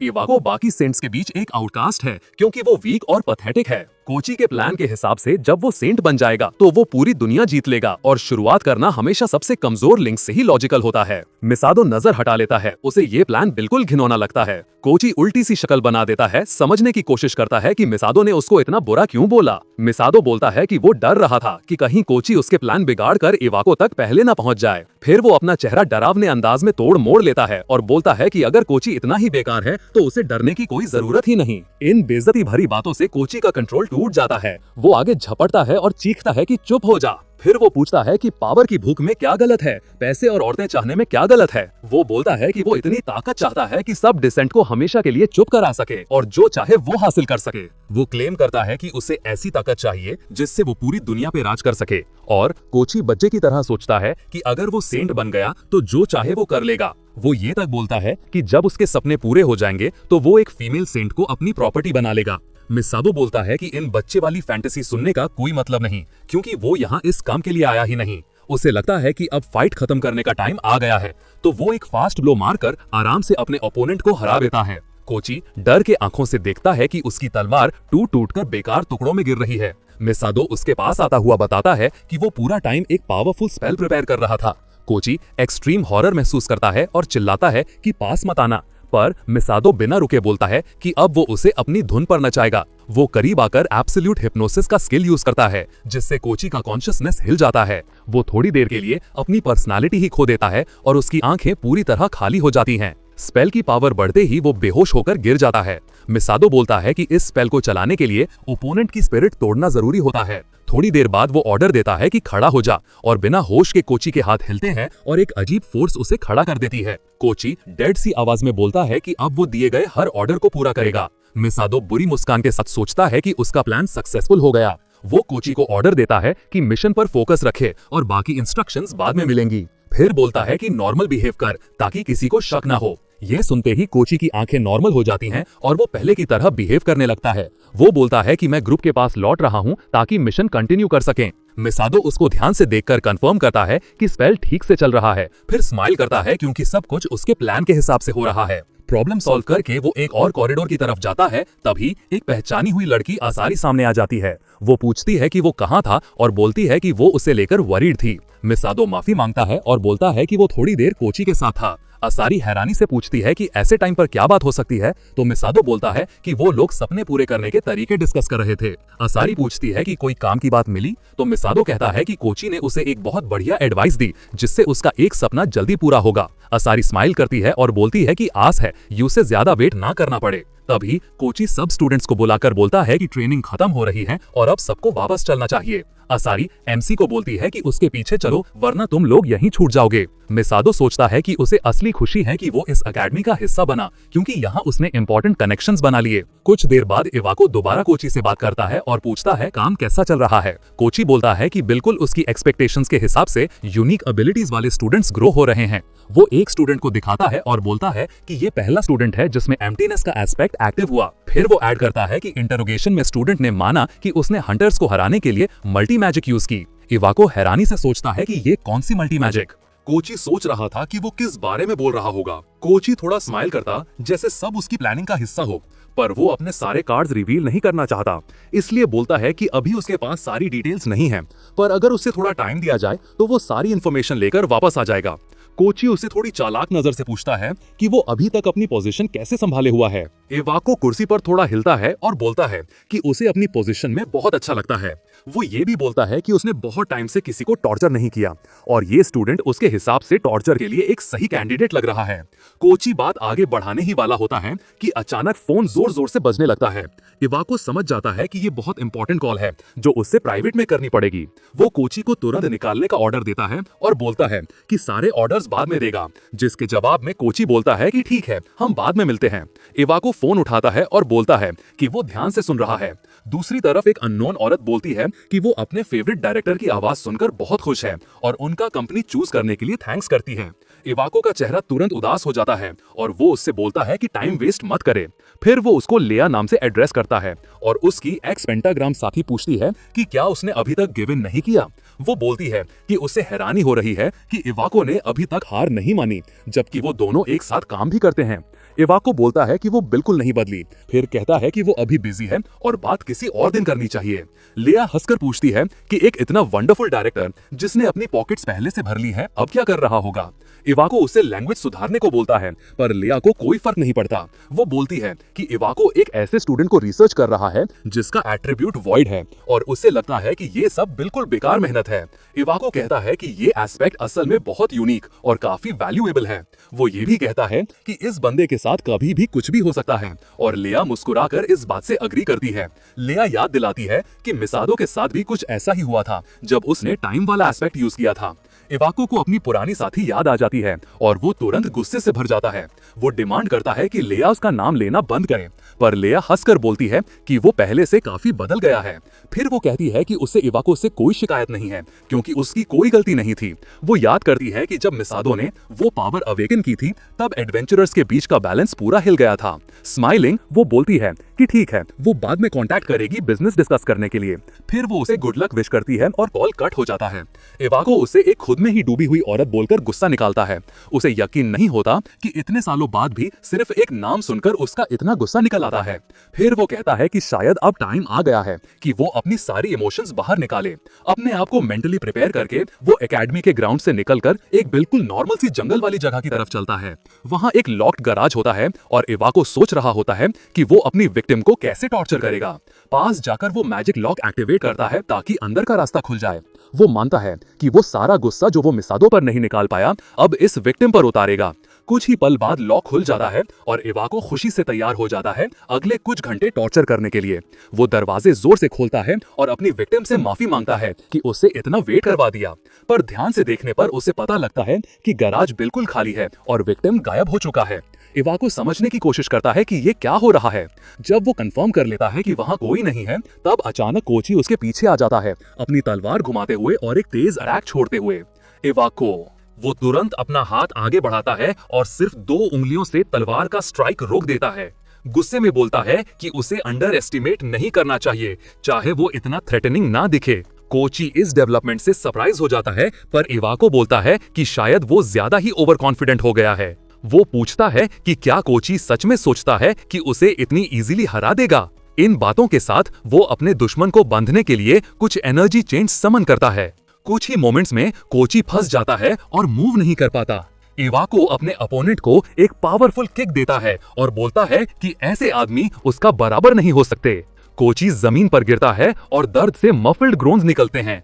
इवाको करीब आके बोलता है कि उसने अपनी जिंदगी का सबसे बड़ा गलत डिसीजन लिया, उसके अगेंस्ट जाके। वो कहता है कि कोची ने अपने फूलिश डिजायर्स और सेंसलेस एम्बिशन से खुद को डिस्ट्रॉय कर लिया। अचानक एक आवाज सुनाई देती है जो कहती है कि इवाको अब भी वही इडियट है जो वो हमेशा से था। इवाको डर के पलट कर देखता है और सोचता है कि कौन इतनी हिम्मत करके ऐसा बोल रहा है। मिसादो बोलता है कि इवाको अब भी स्ट्रॉन्ग के सामने झुकता है और अपना गुस्सा वीक पे निकालता है। वो ऐड करता है कि इवाको बिल्कुल नहीं बदला और अब भी वही पैथेटिक और स्टूपिड इम्प्यूडेंट आदमी है। इवाको गुस्से में पूछता है कि उसके बात करने की हिम्मत कैसे हुई और कहता है कि वो एकेडमी का डायरेक्टर है और ऐसे नहीं बात की जा सकती। मिसादो नोट करता है कि जो वर्ड्स उसने कोची से बोली वो उसके लिए परफेक्ट सेल्फ इंट्रोडक्शन लगती हैं। इवाको पूछता है कि ये कौन है, पर मिसादो बोलता है कि वो इतने इंपॉर्टेंट मामले में जल्दी नहीं करना चाहता। स्टर्न नजर से देखते हुए वो कहता है कि फाइनली जब वो मिल गए हैं तो शांति से बात करनी चाहिए। कुछ स्टेप्स और आगे बढ़कर मिसादो अपने अपोनेंट को नाम से बुलाते हुए दिखाता है कि वो उसको बहुत अच्छी तरह जानता है। इवाको अपनी ताकत को बुलाता है और डिक्लेयर करता है कि वो खुद को एक पैथेटिक फूल नहीं बनने देगा। उसका गुस्सा मैजिकल फॉर्म लेना शुरू कर देता है और उसके पैरों के नीचे जमीन तेज स्पीड से ऊपर उठती है। इवाको प्रॉमिस करता है कि वो दिखाएगा कि उनकी स्ट्रेंथ में कितना बड़ा डिफरेंस है ताकि कोची का आरोग्य थोड़ा ठंडा हो जाए। वो एक जायंट स्टोन हैंड समन करता है और बोलता है कि अब एनिमी को वो अर्थ मैजिक का टेस्ट मिलेगा जो उसने बहुत टाइम से ट्रेन किया है। वो ये भी बोलता है कि कोई भी स्टूडेंट चाहे कितना भी स्ट्रांग हो इस ब्लो से नहीं बच सकता। एक तेज और डिस्टिंक्ट मूवमेंट से वो मिसादो को तुरंत आफ्टर लाइफ भेजने का ऑर्डर देता है और इंटरफेयर नहीं करने को कहता है। वही पल एक जायंट फिस्ट मिसादो की तरफ उड़ने लगती है, पर मिसादो बिल्कुल स्टिल रहता है। एक पावरफुल एक्सप्लोजन होता है और कुछ देर के लिए मिसादो का फेट इवाको के लिए मिस्ट्री बना रहता है। इवाको प्रीमैच्योर सेलिब्रेट करने लगता है और हंसी में कहता है कि स्टूडेंट्स जब कॉट होते हैं तब यूजुअली ऐसा ही होता है। ध्यान से देखने पर वो समझता है कि अटैक ने उस जगह को डिस्ट्रॉय कर दिया जो शेल्टर का काम कर रही थी। इवाको रियलाइज करता है कि अब उसे नई जगह ढूंढनी पड़ेगी अपना गुस्सा निकालने के लिए। जैसे ही वो उस डायरेक्शन में बढ़ता है वो कहता है कि उसे नहीं पता कि वो कौन था, पर एनिमी को वही रहना पड़ेगा। अपना हाथ से स्वेट वाइप करता है और नोट करता है कि ऐसे स्टूडेंट्स बहुत ट्रबल क्रिएट करते हैं। लेकिन कुछ देर बाद वो हॉरर में रुक जाता है। स्मोक क्लियर होने पर क्लियरली समझ आता है कि उसका अटैक कोई डैमेज नहीं कर सका। इवाको एक पल के लिए फ्रीज हो जाता है और सोचता है कि ये कैसे पॉसिबल है। मिसादो कंटिन्यू फुल अकड़ में ही रहता है और बोलता है कि उसने इतनी ज्यादा कड़क रिएक्शन एक्सपेक्ट ही नहीं की थी। हाथ पॉकेट में डालते हुए वो बोलता है कि वो तो बस थोड़ा बातचीत करके चीजें क्लियर करना चाहता था। इवाको सोचने लगता है कि ये स्टूडेंट आखिर बचा कैसे, जब इसको एक बड़ी सी मिट्टी की मपट वाली मुक्का लग चुकी थी। वो पूछता है कि ये बंदा है कौन और तुरंत अपना नाम बोलने को कहता है ताकि सब कुछ क्लियर हो जाए। मिसादो थोड़ा टाइम लेने का सोचता है और बोलता है कि क्या सच में वो उसे नहीं पहचान रहा। फिर वो अपने पुराने जन्म जैसे एक्सप्रेशन लेने की कोशिश करता है पर बैडली फेल हो जाता है। इवाको कंफ्यूज्ड होकर उसको देखता है और बोलता है कि उसने इतना बड़ा उल्लू पहले कभी नहीं देखा, इसलिए नाम तुरंत बोल। मिसादो बोलता है कि ऐसे बोलकर तुमने मेरे बहुत ही नाजुक इमोशंस को हर्ट किया है। उसके बाद वो पूछता है कि क्या इयो ने उसको सच में भूल दिया जैसे ही उसने अपनी ऑरा बदली। इवाको को अपनी कसम वाली दुश्मनी का एहसास होता है और वो बोलता है कि ये तो बिल्कुल पॉसिबल ही नहीं। वो 2-3 कदम पीछे चलता है पर उसका बैलेंस धीरे धीरे हिलने लगता है। सर पकड़कर वो बोलता है कि ये बंदा मिसादो हो ही नहीं सकता क्योंकि वो तो 20 साल पहले मर चुका माना जाता था। ये बात उसे डाइजेस्ट ही नहीं होती।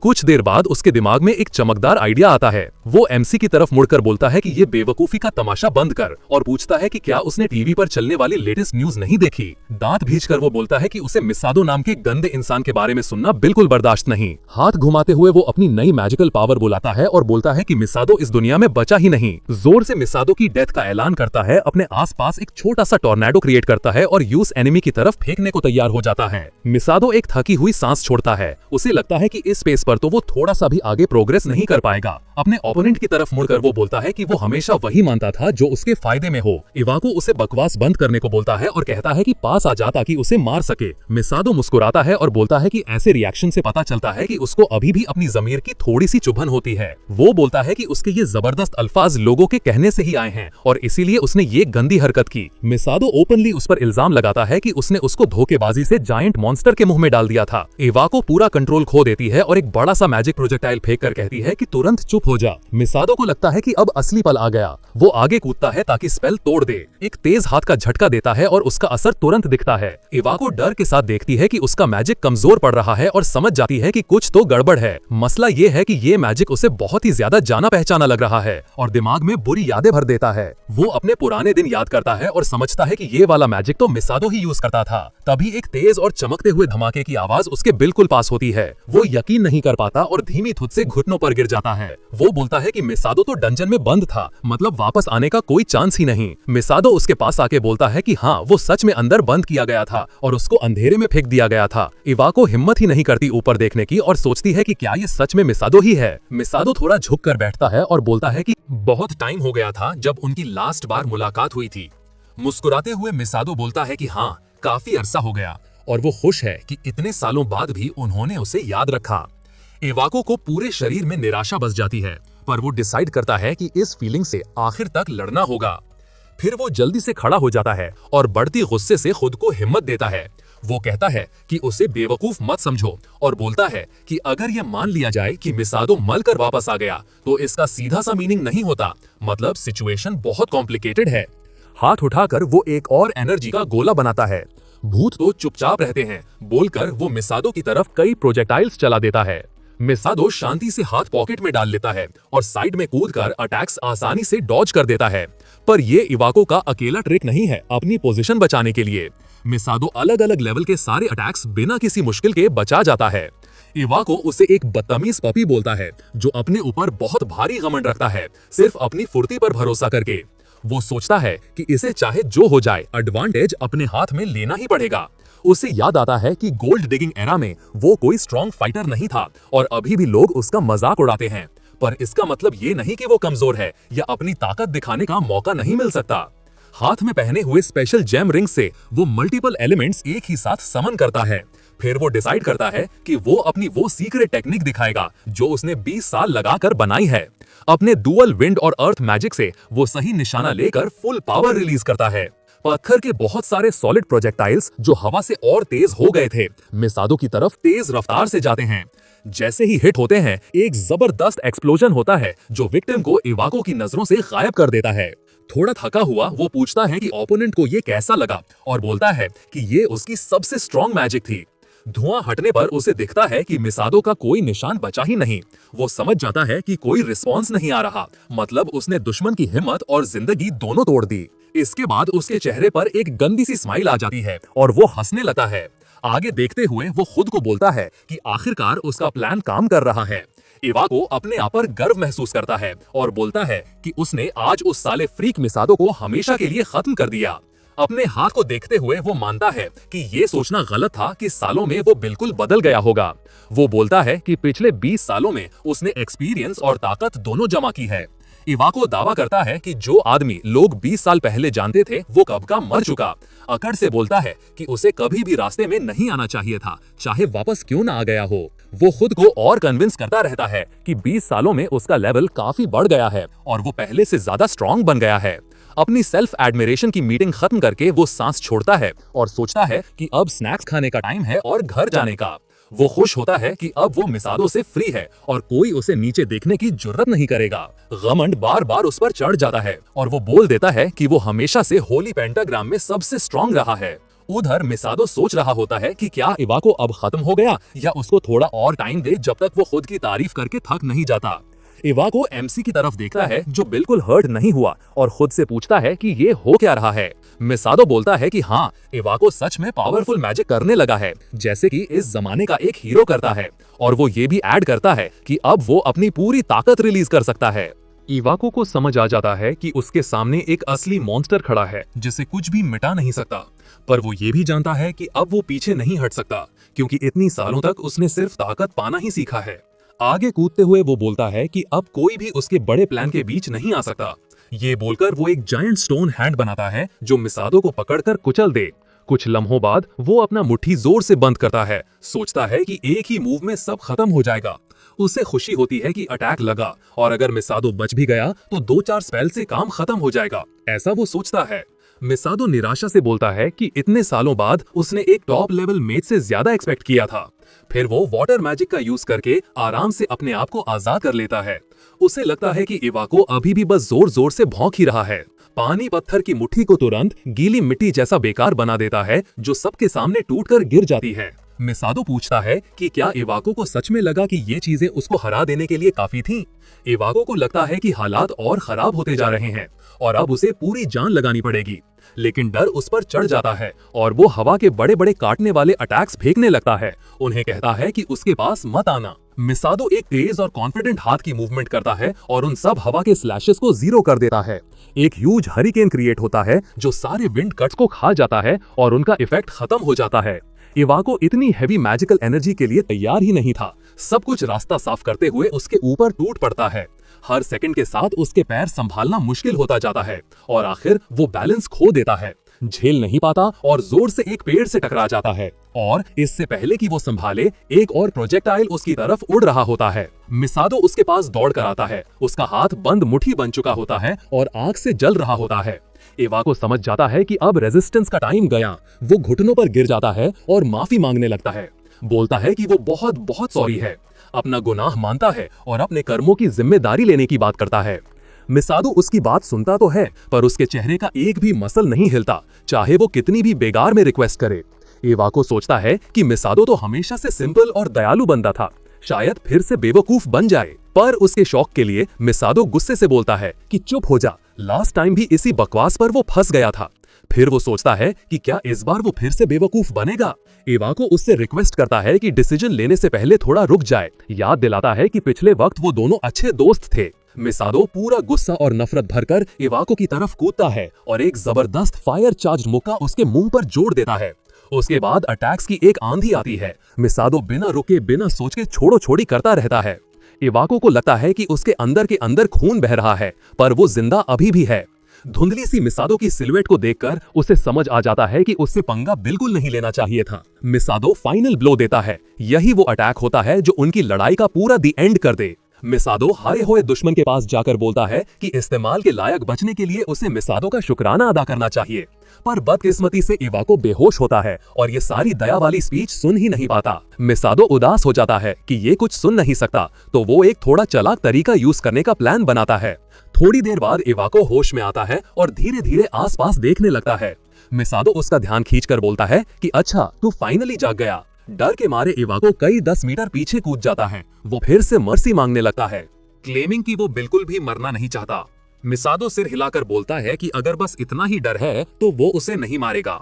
फिर वो पास आकर ऐड करता है कि हाँ, इस तरह की सर्विस का एक प्राइस तो देना ही पड़ेगा। झुककर वो पूछता है कि क्या इवाको तैयार है उसके सारे सवालों का जवाब देने के लिए।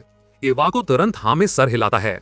मिसादो अपनी पॉकेट में कुछ ढूंढने लगता है, जैसे कोई इंपॉर्टेंट चीज याद आ गई हो। फिर वो अपना फोन निकालता है और उसमें लेया की फोटो दिखाता है। बोलता है कि उसे इस लड़की के बारे में इंफॉर्मेशन चाहिए।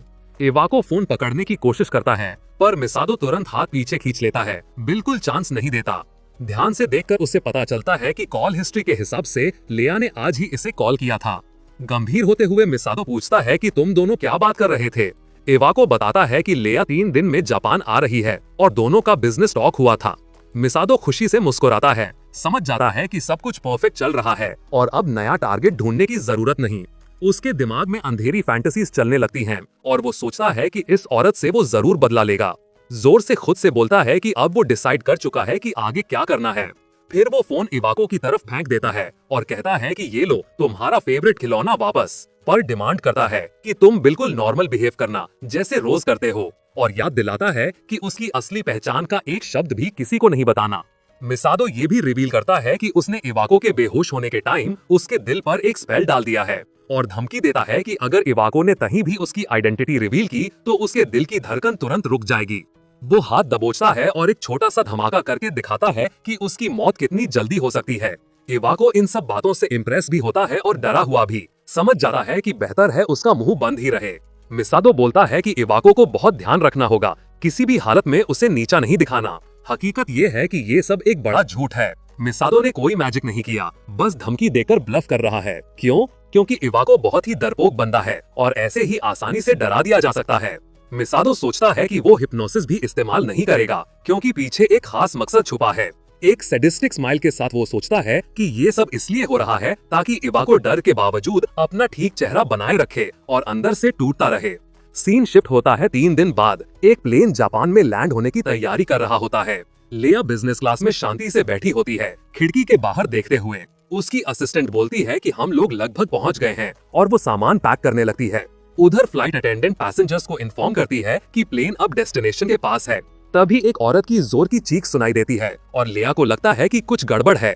प्लेन कुछ बैंडिटों ने हाईजैक कर लिया होता है। वो सबको फर्श पर बैठने और अपनी सारी कीमती चीजें निकालने का ऑर्डर देते हैं। हथियार दिखाकर सबको तुरंत मना लेते हैं। लेया बिल्कुल शांत रहती है, जिससे उसकी असिस्टेंट भी हैरान हो जाती है। बैंडिट वार्न करते हैं कि अगर किसी ने बात नहीं मानी तो खून बहेगा। लेया टाइम वेस्ट नहीं करती, वो सीधे आगे कूदकर उन चोरों को निशाना बनाती है। एक ही मूव में एक बैंडिट का हाथ पकड़कर उसे डिसआर्म कर देती है और अपने ऊपर से उल्टाकर फेंक देती है। बेचारा क्रिमिनल समझ भी नहीं पाता कि क्या हुआ और लेया एक पल में कई अटैकर्स को धूल चटा देती है। डरे हुए पैसेंजर्स सब कुछ देखकर चुप हो जाते हैं और उन्हें लगता है कि उनकी किस्मत उनके सोच से ज्यादा अच्छी है। वो लेया की तरफ देखकर खुशी से बोलते हैं कि वो लोग बच गए क्योंकि सैंड उनके लिए लड़ रही है। कुछ देर बाद प्लेन सेफ तरीके से एयरपोर्ट पर लैंड हो जाता है और सारे क्रिमिनल्स पुलिस के हवाले कर दिए जाते हैं। लोकल एडमिनिस्ट्रेटर लिया को बो करके बोलता है कि वो बता भी नहीं सकता कि वो कितना ग्रेटफुल है। लिया हल्की सी स्माइल करके बोलती है कि वो खुश है कि वो इस फ्लाइट में थी और लोगों को बचा पाई। वेपन्स को देखते हुए वो नोटिस करती है कि क्रिमिनल्स के पास ऐसे हथियार थे जो ट्रेस नहीं किए जा सकते। वो बोलती है कि आजकल ऐसे ग्रुप्स बढ़ गए हैं जो डंजन से मिलने वाले मटेरियल से बने इक्विपमेंट यूज कर रहे हैं। इससे वो कंक्लूड करती है कि उसे अपने स्टाफ को भी सेल्फ डिफेंस का इक्विपमेंट देना पड़ेगा। मैनेजर के पास जाके वो बोलती है कि उसे भी वैसे ही वेपन्स चाहिए जैसे एम्प्लॉयज यूज करते हैं। मैनेजर तुरंत वो करके प्रॉमिस करता है कि वो ग्रैटिट्यूड के तौर पर उन्हें इक्विपमेंट देगा। फिर लिया एयरपोर्ट की तरफ चल पड़ती है ताकि बाकी इंपॉर्टेंट काम निपटा सके। अपने लोगों को कॉल करके वो रिपोर्ट देती है कि सब कुछ परफेक्ट हुआ और कैप्टर्स को रिलीज किया जा सकता है। उसकी असिस्टेंट पूछती है कि डील कितनी स्मूथ गई, तो लिया हंसकर बोलती है कि ये उसकी सोच से भी ज्यादा इंटरेस्टिंग था। वो ये भी बोलती है कि फेक हाईजैकर्स ने डील को सील करने में बहुत मदद की। फिर वो भीड़ को देखते हुए नोटिस करती है कि लोग उसका वेलकम कर रहे हैं और बोलती है कि इससे उसकी रेप्यूटेशन पर भी अच्छा इफेक्ट पड़ा। भीड़ के लोग बोलते हैं कि उन्हें पता था कि एक हीरोइन जो आम लोगों की जान बचाती है वो इसी लायक है। लिया स्माइल करके उन्हें हाथ हिलाती है, ये जानते हुए कि उसने नियर फ्यूचर के सारे डिजायर्ड रिजल्ट्स हासिल कर लिए। लेकिन ये सब तो सिर्फ सरफेस है। लिया और भी बहुत कुछ छुपा रही है और अब धीरे धीरे क्लियर हो रहा है कि वो अपने पास्ट के कौन से राज दबा कर रखी है। गाड़ी से उतरते वक्त वो बोलती है कि अब वक्त आ गया है असली काम का, जिसकी वजह से वो जापान आई है। कुछ देर बाद वो इवाको एकेडमी पहुंचती है अपने पुराने दोस्त से मिलने। आयो जोर से नॉक सुनते ही समझ जाता है कि लिया आ गई है, मतलब अब उसे मिसादो का प्लान फॉलो करना पड़ेगा। लिया डोर खोलते ही ईयर टू ईयर स्माइल करके बोलती है कि वो उसके पर्सनल स्पेस में घुसने के लिए सॉरी है। चाय पर बैठते हुए वो मेंशन करती है कि उसे उस स्टूडेंट की इन्वेस्टिगेशन याद आ गई जिसके पास वॉइड एट्रीब्यूट था। वो पूछती है कि कोई प्रोग्रेस हुई या नहीं, पर इवाको बोलता है कि वो सब फॉल्स अलार्म था। लिया बोलती है कि चाहे एट्रीब्यूट्स कितने भी यूनिक हो, एंड में इसका मतलब कुछ खास नहीं होता। इस वक्त इवाको सोच रहा होता है कि अगर वो लिया के काम का ना रहा तो मिसादो का जो स्पेल है वो तुरंत उसे मार देगा। लिया बोलती है कि चलो अब मैं अपने आने का असली रीजन बताती हूँ। वो इवाको को याद दिलाती है कि वो उनके नए ड्रग के बारे में बात करना चाहती थी। चारों तरफ देखते हुए वो नोटिस करती है कि इवाको एकेडमी का सिस्टम वो बहुत अच्छे से यूज कर रहा है। मिसादो थोड़ा दूर खड़ा सब सुन सकता है एक स्पेशल डिवाइस के थ्रू।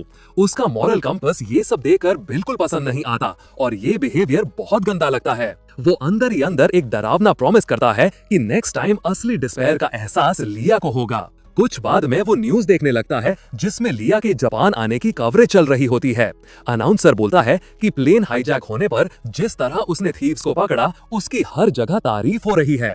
मिसादो सोचता है कि ये वही औरत है जिन्होंने 20 साल पहले उसे धोखा दिया था।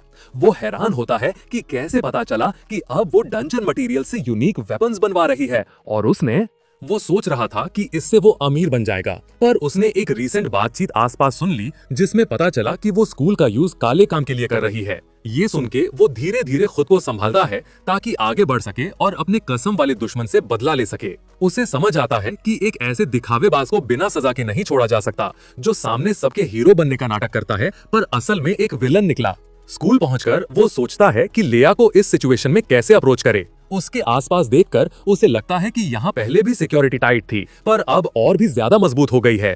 पहले वो डिसाइड करता है कि थोड़ा सिचुएशन समझ ले, पर तभी अचानक असारी उसे आवाज देती है। वो मुड़कर उससे मिलता है और असारी उसे गुड मॉर्निंग बोलकर सच्ची मुस्कुराहट से बात करती रहती है। वो पास आकर उसके फोन पर खुली आर्टिकल को देखकर पूछती है कि यूसे ये क्यों चाहिए। जवाब का वेट किए बिना वो बोलती है कि लेया उसकी आइडल है क्योंकि कल उसने अकेली ही सभी डाकुओं को संभाल लिया। वो ये भी बोलती है कि उसका ग्रेट स्नेक क्लैन बहुत फेमस है और मिसादो उनमें इंटरेस्टेड है। असारी प्योर डिटेल में समझाती है कि ये क्लैन लेया ने बनाया है और इसमें बहुत सारे स्ट्रॉन्ग फाइटर्स भरे पड़े हैं। मिसादो को समझ आता है कि वो काले सूट वाले लोग जो हमेशा लेया के आसपास रहते हैं वही उसके गार्ड्स हैं। असारी बोलती है कि यहाँ के बहुत से स्टूडेंट्स आर्मी ज्वाइन करने का प्लान बना रहे हैं और वो पूछती है कि मिसादो खुद क्या करने का सोच रहा है। मिसादो पहले बोलता है कि उसे इंटरेस्ट नहीं, पर फिर अचानक रुक जाता है क्योंकि उसे एहसास होता है कि ये उसके लिए एक मौका हो सकता है। उसे लगता है कि अगर वो इस क्लैन का यूज करे तो शायद वो लेया के और पास आ सकता है। ये बात उसके दिमाग में नए विचार भर देती है और वो असारी का शुक्रिया करके तुरंत निकल जाता है। असारी समझ नहीं पाती कि उसने अचानक थैंक यू क्यों बोला, पर वो इस पर ध्यान नहीं देती। इसी बीच सीन डायरेक्टर के ऑफिस शिफ्ट होता है, जहां टेंस माहौल छाया हुआ है। इवाको को समझ नहीं आ रहा होता कि क्या करे, तभी फोन की तेज घंटी से वो एकदम हिल जाती है। डायरेक्टर फोन उठाकर पूछता है कि कौन कॉल कर रहा है। मिसातो सामने वाले आदमी को ग्रीट करके बताता है कि उसे एक फेवर चाहिए। इवाको पूछता है कि क्या चाहिए, और मिसातो अपना पूरा प्लान समझा देता है कि लेया अगर उसे कांटेक्ट करे तो क्या करना है। इस वक्त सीन एक सीक्रेट लैब में शिफ्ट होता है, जहां साइंटिस्ट्स एक पकड़े गए एम्प्लॉय को ध्यान से स्टडी कर रहे होते हैं। वो आदमी क्लियरली बहुत बीमार होता है, पर साइंटिस्ट्स को कोई फर्क नहीं पड़ता, क्योंकि वो उसके सारे सिम्टम्स नोट कर रहे होते हैं। कुछ देर बाद दरवाजे खुलते हैं और लेया का परिचित सा सिलोवेट सामने आता है। वो उस सब्जेक्ट को इंटरेस्ट से देखकर पूछती है कि वो कैसे फील कर रहा है। वो बेचारा रहम की भीख मांगता है और कहता है कि अगर उन्होंने उसे ये दवा और इंजेक्ट की तो वो मर जाएगा, पर उसकी बातें बिल्कुल काम नहीं आती, क्योंकि लेया अचानक उसके सर पर एक बहुत जोर का पंच देती है। फिर घमंड से बोलती है कि वो लैब के चूहों की बातें नहीं सुनती, चाहे वो कुछ भी बोले। मुस्कुराते हुए वो कहती है कि उसे इतना नेगेटिव नहीं होना चाहिए। उस पर और प्रेशर डालते हुए वो बोलती है कि अगर उसका जिस्म इस मेडिसिन के साथ कंपैटिबल हुआ तो वो बहुत स्ट्रांग बन जाएगा। फिर वो साइंटिस्ट्स को ऑर्डर देती है कि पेशेंट की सारी बातों को इग्नोर करके थेरेपी कंटिन्यू करो। साइंटिस्ट तुरंत वो डरावनी दवा वाली सिरिंजेस उठाते हैं और बेचारे टेस्ट सब्जेक्ट की तरफ बढ़ते हैं। वो लड़का रेजिस्ट करने की कोशिश करता है, कहता है कि वो ऐसी ट्रीटमेंट नहीं चाहता, पर वो लोग फिर भी दवा इंजेक्ट कर देते हैं। जैसे ही इंजेक्शन लगता है, वो लड़का जमीन पर गिर जाता है और शुरू हो जाता है जैसे उसको झटके लग रहे हों। अब क्लियरली दिख रहा है कि उसका जिस्म इस दवा को रिजेक्ट कर रहा है, पर यह प्रोसेस बहुत ही तकलीफ भरा है। वो अभी जिंदा तो है, पर उसकी होश हालत और दिमाग की कैपेसिटी देखकर लग रहा है कि सब गड़बड़ हो चुकी है। बाहर से देखने पर लगता है कि उसका दिमाग हिल गया है और अब वो सिर्फ उल्टे सीधे लफ्ज ही बोल पा रहा है। लेया अफसोस से बोलती है कि इस बार सिर्फ बोलने की एबिलिटी ही गई है और बिना मैजिक के काम नहीं चलेगा। दरवाजा खोलते हुए वो कहती है कि उन्हें अपनी जरूरी फॉर्मूला बनाने के लिए और ज्यादा डेटा चाहिए। उसका असिस्टेंट बोलता है कि एक्सपेरिमेंट्स को आगे बढ़ाने के लिए जल्दी ही नए टेस्ट सब्जेक्ट्स की जरूरत पड़ेगी। लेया बताती है कि वो इसको बाहर से इस तरह दिखाएंगे जैसे ग्रेट सर्पेंट क्लैन के लिए नई रिक्रूट्स की रिक्रूटमेंट हो रही हो और नए लोगों का आना अरेंज करेंगे। एलिवेटर में घुसते ही वो इवाको से कांटेक्ट करती है और बोलती है कि वो उन टेस्ट सब्जेक्ट्स के बारे में बात करना चाहती है जिनके बारे में पहले बात हुई थी। वो कहती है कि उसे पेपर मैजिक वाले लोग चाहिए जिनके ऊपर वो एक्सपेरिमेंट्स कर सके। वो पूछती है कि क्या इवाको उसके लिए एकेडमी से कुछ स्टूडेंट्स रेकमेंड कर सकता है। इवाको समझ जाता है कि अब एक्शन लेने का टाइम आ गया है और बोलता है कि उसके पास कुछ सही कैंडिडेट्स हैं। वो ये भी सजेस्ट करता है कि एकेडमी के अंदर एक सिलेक्शन प्रोसेस कर लिया जाए ताकि सबसे स्किल्ड लोग मिल सके। लेया मुस्कुराती है और बोलती है कि कभी कभी वो भी अच्छे आइडिया सोच लेता है, बस फालतू बातें ही नहीं करता। अपने फ्लोर पर पहुंचकर वो बोलती है कि आगे की डिटेल्स बाद में दे दी जाएंगी। इवाको फोन रखता है और सोचता है कि ये उसकी जिंदगी की सबसे मुश्किल बातों में से एक थी। सीलिंग की तरफ देखकर वो सोचता है कि उसने सब कुछ वैसे ही किया जैसे मिसादो ने बोला था। कुछ देर बाद लेया का असिस्टेंट एकेडमी आता है और अनाउंस करता है कि उसके पास एक इंपॉर्टेंट खबर है। वो बताता है कि ग्रेट सर्पेंट ने डिसाइड किया है कि वो सिलेक्शन एग्जाम्स रखेंगे ताकि वर्दी रिक्रूट्स मिल सकें। स्टूडेंट्स एक दूसरे को हैरानी से देखते हैं, सोच रहे होते हैं कि क्या सच में उन्हें वहां जाने का मौका मिल सकता है। मीटिंग में मौजूद मिसादो को समझ आता है कि इवाको ने उसे धोखा नहीं दिया और सारे स्टेप्स ठीक से फॉलो किए। वो मुस्कुराता है क्योंकि अब लेया के पास पहुंचने का रास्ता खुल गया है, अब बस सही वक्त का वेट करना है। स्टेडियम में क्लैन के रिप्रेजेंटेटिव्स स्टूडेंट्स का शुक्रिया करते हैं कि उन्होंने ग्रेट सर्पेंट के सिलेक्शन एग्जाम्स में अप्लाई किया। वो स्टूडेंट्स को पूरा डिटेल में समझाते हैं कि सिलेक्शन का प्रोसेस कैसे चलेगा ताकि सब कुछ क्लियर हो जाए। मिसादो को समझ आता है कि अपने नेक्स्ट टारगेट के पास पहुंचने के लिए उसे किसी भी कीमत पर इस क्लैन में घुसना होगा। पहले जब वो इवाको के पास गया था तो उसने लो प्रोफाइल रखा था, पर अब उसे समझ आ गया है कि इस बार उसे उल्टा करना होगा। उसे लेया की राइट हैंड वुमन और बाकी सब एग्जामिनर्स का अटेंशन अपनी तरफ खींचना होगा। वो डिसाइड करता है कि अपनी अनस्टॉपेबल और जबरदस्त ताकत दिखाकर वो अपनी जगह पक्की करेगा। एग्जाम से पहले थोड़ी देर का ब्रेक होता है और उसी टाइम असारी उसके पास आ जाती है। वो पूछती है कि क्या वो भी सच में सिलेक्शन दे रहा है और मिसादो बोलता है कि हाँ, अब उसका इंटरेस्ट बढ़ गया है।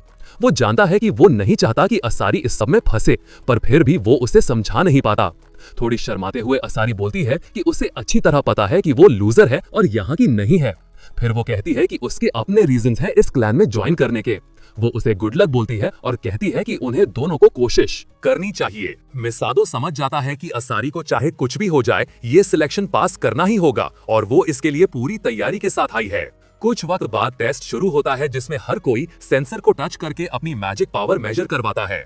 एग्जामिनर्स बताते हैं कि ये सिलेक्शन का पहला स्टेज है जिससे पता चलेगा कि कौन सबसे वर्दी कैंडिडेट्स हैं। अलग अलग स्टूडेंट्स अपनी उंगली डिवाइस पर रखते हैं जिससे उनकी स्ट्रेंथ के हिसाब से वाइब्रेशन होती है। स्टाफ हर स्टूडेंट को ध्यान से देखते हैं और सारे इंडिकेटर्स नोट करते जाते हैं। कुछ देर बाद मिसादो की बारी आती है और जैसे ही उसका नाम बुलाया जाता है वो आगे बढ़ता है। रास्ते में वो अपना आईडी दिखाता है और एग्जामिनर उसकी लेवल और स्किल्स चेक करता हुआ हल्का सा स्माइल करता है। जैसे ही एग्जामिनर देख लेता है कि उसका एट्रीब्यूट एम्प्टीनेस है, वो अपनी एक्सपेक्टेशंस और नीचे कर देता है। सोचता है कि इससे कोई खास आउटपुट आने वाला नहीं। मिसादो सबको शॉक देने के मूड में होता है क्योंकि कोई उस पर यकीन नहीं करता और यही बात उसे पावर देती है। जैसे ही वो स्पेशल सेंसर को टच करता है, एक जबरदस्त फ्लैश होता है जैसा डिवाइस ने पहले कभी रिकॉर्ड ही नहीं किया। एग्जामिनर आंखें बंद कर लेता है ताकि उस तेज रोशनी से अंधा ना हो जाए। आसपास खड़ी असारी और स्टूडेंट सब कंफ्यूज हो जाते हैं, सोच रहे होते हैं कि ये क्या हो गया और इतनी ब्राइट लाइट क्यों आई। मिसादो ध्यान से अपना हाथ सेंसर से हटाता है जब बाकी लोग स्लोली ब्राइटनेस से रिकवर कर रहे होते हैं। फिर वो एग्जामिनर से पूछता है कि क्या उसने काफी टाइम तक हाथ रखा था और एग्जामिनर बोलता है कि सब परफेक्ट था। एग्जामिनर तुरंत रिजल्ट फिल करना शुरू कर देता है क्योंकि उसके सामने एक रेयर और बहुत ही इंटरेस्टिंग केस होता है। मैजिकल एबिलिटी पोटेंशियल में वो मिसादो को सबसे हाईएस्ट रेटिंग देता है। अगले टेस्ट में मिसादो को अलग अलग मैजिकल एलिमेंट्स क्रिएट करने होते हैं। पहले वो सिर्फ मिट्टी की एक छोटी सी लंप बनाता है जिसे देखकर एग्जामिनर थोड़ा डिसअपॉइंट सा हो जाता है, पर मिसादो हल्का सा मुस्कुराता है ताकि सब थोड़ा कंफ्यूज हो जाए। फिर वो एक हाथ साइड में बढ़ाता है और एक और एलिमेंट क्रिएट कर देता है। एक साथ दो एलिमेंट्स बनाना बड़ी मैजिक पोटेंशियल की निशानी होती है और एग्जामिनर का मुंह खुला का खुला रह जाता है। पर मिसादो के लिए ये भी काफी नहीं होता, इसलिए वो फायर एलिमेंट भी ऐड कर देता है। कुछ ही सेकंड्स में वो सारे बेसिक एलिमेंट्स बना देता है जिससे मैजिक बनती है। उसे देखकर सब लोग शॉक हो जाते हैं, सोच रहे होते हैं कि एक बंदा सब बेसिक एट्रीब्यूट्स एक साथ कैसे बना सकता है। मिसादो अपने मन में सोचता है कि ये एम्प्टीनेस एट्रीब्यूट जिसको सब मजाक समझते हैं कैसे इतनी बड़ी चीजें करवा सकता है। असारी खुशी में दौड़कर उसके पास आती है और कहती है कि वो कमाल था और वो उस पर बहुत प्राउड फील कर रही है। मिसादो उसका शुक्रिया करता है और उसे भी हिम्मत देता है कि वो पूरी कोशिश करे। असारी एक छोटी सी पौधों की बेड के पास जाती है और उनसे इंटरैक्ट करने की तैयारी करती है। वो हाथ आगे बढ़ाकर एक हल्का सा फ्लैश बनाती है जो पौधों की तरफ शूट होता है। जैसे कि सबको पता है, असारी का नेचुरल इंक्लिनेशन हीलिंग मैजिक की तरफ होता है। जैसे ही उसकी मैजिक पड़ती है, फूल एक झटके में जिंदा हो जाते हैं और उनमें लाइफ भर जाती है। सब लोग देखते रह जाते हैं कि असारी एक हाथ की मूवमेंट से उन फूलों को जिंदा कर देती है जो उसके बिना मुरझा जाते। लेकिन ज्यादातर लोगों को ये स्किल बेकार लगती है और वो इम्प्रेस नहीं होते। मिसादो को तुरंत समझ आता है कि ये लाइट मैजिक है जो बहुत रेयर और वैल्यूएबल होता है, पर एग्जामिनर शायद इसकी वैल्यू समझ ही नहीं पा रहे, इसलिए उनके लिए असारी के पावर्स की असली इंपॉर्टेंस देख नहीं पा रही। लिया की राइट हैंड वुमन पूरे प्रोसेस को बहुत ध्यान से देख रही होती है और वो नोटिस करता है कि असारी जैसे एबिलिटीज बहुत ही इंटरेस्टिंग होती हैं। वो कहता है कि इस लड़की को टेस्ट सब्जेक्ट के लिए कंसिडर करना चाहिए क्योंकि उसकी हीलिंग स्किल्स उसे टेस्ट ज्यादा देर तक झेलने में हेल्प करेगी। कुछ वक्त बाद ऑर्गेनाइजर्स अनाउंस करते हैं कि अब सिंगल्स मैचेस का टाइम हो गया है। वो अपने एक फाइटर की तरफ इशारा करके बोलते हैं कि ये लोग नॉर्मल स्टूडेंट्स के अपोनेंट्स बनेंगे। डर गए पार्टिसिपेंट्स सोचने लगते हैं कि वो प्रोफेशनली ट्रेन्ड फाइटर से लड़ ही कैसे पाएंगे। लिया का असिस्टेंट क्लैरिफाई करता है कि यहाँ जीत को जज नहीं किया जाएगा, बल्कि ये देखा जाएगा कि पार्टिसिपेंट फाइट में कैसे परफॉर्म करता है, क्योंकि इन अपोनेंट्स को हराना प्रैक्टिकली नामुमकिन है।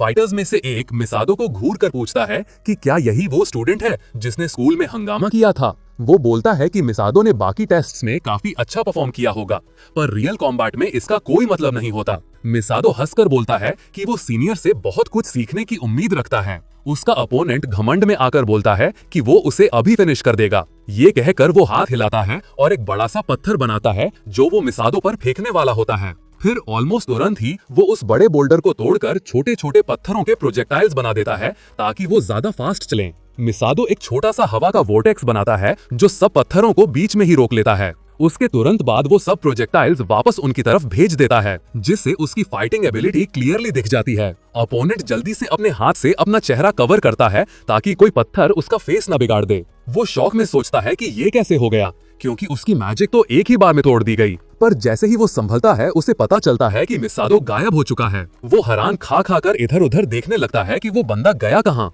मिसादो उसके पीछे मटेरियलाइज होता है और एक बर्फ का तीला उसके गले पर रखने वाला होता है। वो हल्का सा हंसकर बोलता है कि उसे और ज्यादा देखने की उम्मीद थी, पर ये एक्सपीरियंस भी काफी काम का रहा। एग्जाम को देख रहे जज अनाउंस कर देते हैं कि मिसादो विनर है। लिया का राइट हैंड आदमी ये सब देखकर शॉक हो जाता है और यकीन नहीं कर पाता कि एक लड़के ने ग्रेट सर्पेंट क्लैन के एक ट्रेंड एम्प्लॉय को हरा दिया। वो सोचने लगता है कि ये स्टूडेंट है कौन और इसके पावर्स क्या हैं। शाम को वो अपनी बॉस को कॉल करके बताता है कि एग्जाम खत्म हो गया। लिया थोड़े बोर एक्सप्रेशन के साथ पूछती है कि कोई इंटरेस्टिंग बंदा मिला क्या, और उसे जवाब मिलता है कि एक इंटरेस्टिंग स्पेसिमेन मिला है। लिया पूछती है कि इसका मतलब क्या है, और वो बताता है कि एक स्टूडेंट ने सबसे जबरदस्त परफॉर्मेंस दिया। वो ये भी बताता है कि उसके पास एम्प्टीनेस जैसे रेयर एट्रीब्यूट है जो पहले बेकार समझा जाता था। लिया सोचती है कि क्या ये वही स्टूडेंट है जिसे इवोको फॉलो कर रहा था। कुर्सी से उठकर वो हल्की सी हंसी लेती है और बोलती है कि सिचुएशन और भी इंटरेस्टिंग होती जा रही है। वो हल्की सी मुस्कान के साथ कहती है कि लगता है उसे एक बहुत ही क्यूरियस नया बंदा मिल गया है। अगले दिन क्लैन लीडर अनाउंस करता है कि जो लोग सिलेक्शन एग्जाम पास कर गए उनके नाम आज बता दिए जाएंगे। एक्सपेक्टेडली मिसादो अपनी जबरदस्त एबिलिटी और विल पावर की वजह से पहला नंबर ले लेता है। उसके पीछे खड़े स्टूडेंट्स बोलते हैं कि इसमें कोई सरप्राइज नहीं है, एग्जाम तो उसके लिए बिल्कुल आसान था। मिसादो स्माइल करता है और सोचता है कि सब कुछ प्लान के हिसाब से चल रहा है। अब वो अपने गोल के और करीब आ गया है। तब जज नेक्स्ट नाम बोलता है, असारी। वो सीधी साधी लड़की खुशी से फूल जाती है कि वो इतनी हाई है। मिसादो ये सब देख के काफी हैरान हो जाता है क्योंकि उसे लगा ही नहीं था कि सिर्फ यूनिक एट्रीब्यूट से ही पास हो जाएगा। वो ये भी सोचता है कि लेया एकेडमी के स्टूडेंट्स को अपने काले इरादों के लिए यूज कर रही है और कोई एक्सप्लेनेशन हो ही नहीं सकता क्योंकि असारी को सिलेक्ट करने का कोई रीजन जरूर होगा। असारी हमारे एमसी की तरफ देखती है और ईमानदारी से मुस्कुराती है, अपनी जीत पर खुश होके। मिसादो समझ जाता है कि चाहे कितनी भी मुश्किल हो, उसे उस लड़की को बचाने के लिए कुछ न कुछ करना पड़ेगा। वो सोचता है कि वो पूरी कोशिश कर रहा है ताकि कोई भी उस बेचारी को चोट ना पहुंचाए। एक कड़क नजर के साथ वो डिसाइड करता है कि उसका गोल अब यही है, उस मासूम लड़की को बचाना। एग्जाम के कुछ दिन बाद वो लोग जापान में लेया की कंपनी की ब्रांच पहुंचते हैं। वहां उनका स्वागत उसका असिस्टेंट करता है जो कहता है कि सिलेक्शन पास करने वाले सबको देखकर अच्छा लग रहा है और उन्हें अंदर आराम से सेटल होने को बोलता है। वो बताता है कि आज क्लैन ज्वाइन करने से पहले कंपैटिबिलिटी चेक होगा और ये इवेंट बहुत इंपॉर्टेंट है क्योंकि लेया खुद वहां आएगी। असिस्टेंट ये भी बोलता है कि चेक के बाद लेया उनसे मिलेगी, तब तक वो सब टूर करवा देता है। मिसादो उसके पीछे चलता हुआ सोचता रहता है कि अब उसे क्या करना चाहिए। आइडियली तो उसे सीधा लेया के पास जाना चाहिए, पर अब वो असारी को अकेला भी नहीं छोड़ सकता। असारी खुशी खुशी कहती है कि इतनी बड़ी बिल्डिंग में आके उसे थोड़ा नर्वस फील हो रहा है। वो ये भी बोलती है कि इस क्लैन का हिस्सा बनने का चांस मिल रहा है, ये उसके लिए बहुत बड़ी बात है। मिसादो हैरान होकर पूछता है कि वो ग्रेट सर्पेंट क्लैन ज्वाइन करना क्यों चाहती है। असारी बताती है कि उसकी माँ हॉस्पिटल में है और ट्रीटमेंट काफी महंगा है, इसलिए उसे पैसे चाहिए। मिसादो समझ जाता है कि असारी बहुत ईमानदारी से काम कर रही है और उसके रीजन को समझकर उस पर और ज्यादा दया आ जाती है। वो डिसाइड करता है कि अब उसे उसकी हिफाजत और भी ज्यादा करनी होगी ताकि वो अपनी माँ की मदद कर सके। कुछ देर बाद असिस्टेंट उन्हें बेसमेंट ले जाता है और बोलता है कि लगभग पहुंच गए, नीचे आने को कह के। कुछ मिनट बाद वो एक अजीब से रूम में पहुंचते हैं जहां बहुत सारे गार्ड्स खड़े होते हैं। इधर उधर देखकर मिसादो अज्यूम करता है कि ये कोई टेस्टिंग फैसिलिटी है और अब उसे यकीन हो जाता है कि लेया के इरादे काले ही हैं। कुछ कदम आगे बढ़ते ही असिस्टेंट अपने लोगों को डोर्स बंद करने को बोलता है। 1 सेकंड के अंदर ही हैवी मेटल डोर्स बच्चों के पीछे जोर से बंद हो जाते हैं। मिसादो समझ जाता है कि अब वो लोग शायद यहाँ से निकलने नहीं दिए जाएंगे और सिचुएशन सीरियस है, पर फिर भी वो शांत रहता है। कंफ्यूज्ड स्टूडेंट्स असिस्टेंट के पास जाके पूछते हैं कि ये सब हो क्या रहा है। वो एकदम सख्त हो जाता है और उन्हें तुरंत चुप रहने को बोलता है। ये समझा देता है कि अब मजाक खत्म। स्टूडेंट समझ नहीं पाते कि असिस्टेंट अचानक इतना हॉस्टाइल क्यों हो गया और डिसाइड करते हैं कि सच पता करना ही होगा। असिस्टेंट याद दिलाता है कि जैसे उसने पहले बोला था, अब कंपैटिबिलिटी चेक होगा। फिर वो डिटेल क्लियर करता है कि कंपैटिबिलिटी एक नए ड्रग से इंटरैक्शन करके चेक होगी। वो बताता है कि ये ड्रग डंजन से मिले हुए इंग्रेडिएंट से बनता है और एबिलिटीज को इनहैंस कर सकता है। स्टूडेंट्स ये सुन के एक्साइटेड हो जाते हैं, उन्हें लगता है कि ये तो बढ़िया आइडिया है। मिसादो बीच में बोलता है और पूछता है कि क्या ड्रग के साइड इफेक्ट्स हैं। उसका ओपोनेंट मुस्कुराता है और बोलता है कि साइड इफेक्ट्स बताने से बेटर है सबको दिखा देना कि कंपैटिबिलिटी नहीं हुई तो क्या होता है। तभी सीसीटीवी फुटेज ऑन की जाती है जिसमें दिखता है कि एक आदमी को ये इंजेक्शन लगाया जा रहा है। सारे स्कूल के बच्चे ये देखकर डर जाते हैं कि बेचारा आदमी ड्रग के असर में सीधा लाश बन गया। बच्चे सोचते हैं कि ये क्या था। तब विलन बोलता है कि तुमने अभी देखा कि क्या होता है जब कोई इस ड्रग के साथ कंपैटिबल नहीं होता। स्टूडेंट्स नेचुरली मना कर देते हैं प्रोग्राम में पार्टिसिपेट करने से, बोलते हैं कि वो कभी इस चीज के लिए हाँ नहीं बोलेंगे। उन्हें समझ आ जाता है कि अब उन्हें लड़कर ही रास्ता बनाना पड़ेगा, इसलिए वो दुश्मनों से लड़ने की तैयारी करते हैं। वो लेया के राइट हैंड आदमी पर अटैक करके मांग करते हैं कि वो सबको तुरंत छोड़े और घर वापस भेजे। मिसाटो अपने क्लासमेट्स को इग्नोर कर देता है और उनकी मदद नहीं करता। सिर्फ असारी पर ध्यान रखकर वो उससे बोलता है कि वो उसके पास ही रहे जब तक विलेन्स दूसरे स्टूडेंट से निपट रहे हैं। फिर मिसाटो तुरंत अटैक में कूद पड़ता है और कुछ पावरफुल पंचेस लगाता है जिससे दुश्मन बेहोश हो जाते हैं। जो डैमेज उन्हें मिलता है उसकी वजह से वो बिल्कुल मूव नहीं कर पाते और हवा में लटक जाते हैं। इसके बाद मर्सिनरी इरिटेट होकर बोलता है कि टेस्ट सब्जेक्ट्स की गिनती कम हो गई है। ये बोलकर वो फिर आसपास देखने लगता है कि अगला शिकार कौन हो सकता है। उसकी नजर असारी पर पड़ती है क्योंकि वो बची हुई टेस्ट सब्जेक्ट्स में सबसे कमजोर लग रही होती है। वो बोलता है कि उसे ये देखने में इंटरेस्ट है कि एक्सपेरिमेंट का रिजल्ट कैसा होगा अगर ये एक स्टूडेंट पर किया जाए जिसके पास लाइट का एट्रीब्यूट हो। फिर वो सिरिंज हाथ में पकड़कर उसकी तरफ बढ़ने लगता है जिससे वेन मिस होना भी आसान होता है। मिसाटो फौरन सामने आकर लड़की को प्रोटेक्ट करता है और हाथ से सिग्नल देता है कि वो किसी को आगे नहीं जाने देगा। उसका अपोनेंट हैरान होकर पूछता है कि वो क्या कर रहा है, जिस पर मिसाटो बोलता है कि वो कभी भी गंदे लोगों को बेगुनाहों को चोट पहुंचाने नहीं देगा। ये बात सुनकर विलेन का घमंड हर्ट हो जाता है और वो सोचता है कि अब इस बदतमीज स्टूडेंट को सबक सिखाना पड़ेगा।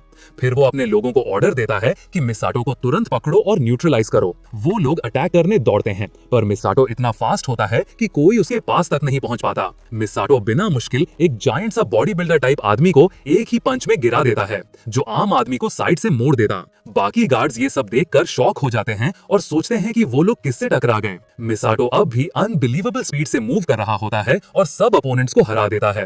कोई भी उसके सामने कुछ नहीं कर पाता क्योंकि वो बहुत फास्ट और बहुत स्ट्रॉन्ग होता है। सिर्फ कुछ ही सेकेंड्स में वो सारे गार्ड्स को गिरा देता है और अब सिर्फ मेन विलेन बचा रहता है। क्रिमिनल को यकीन नहीं होता कि उसके आदमी एक एक पंच में गिर गए। मिसाटो पलटकर उसकी तरफ देखते हुए धमकी भरी शक्ल से बोलता है कि अब अगला नंबर उसका है।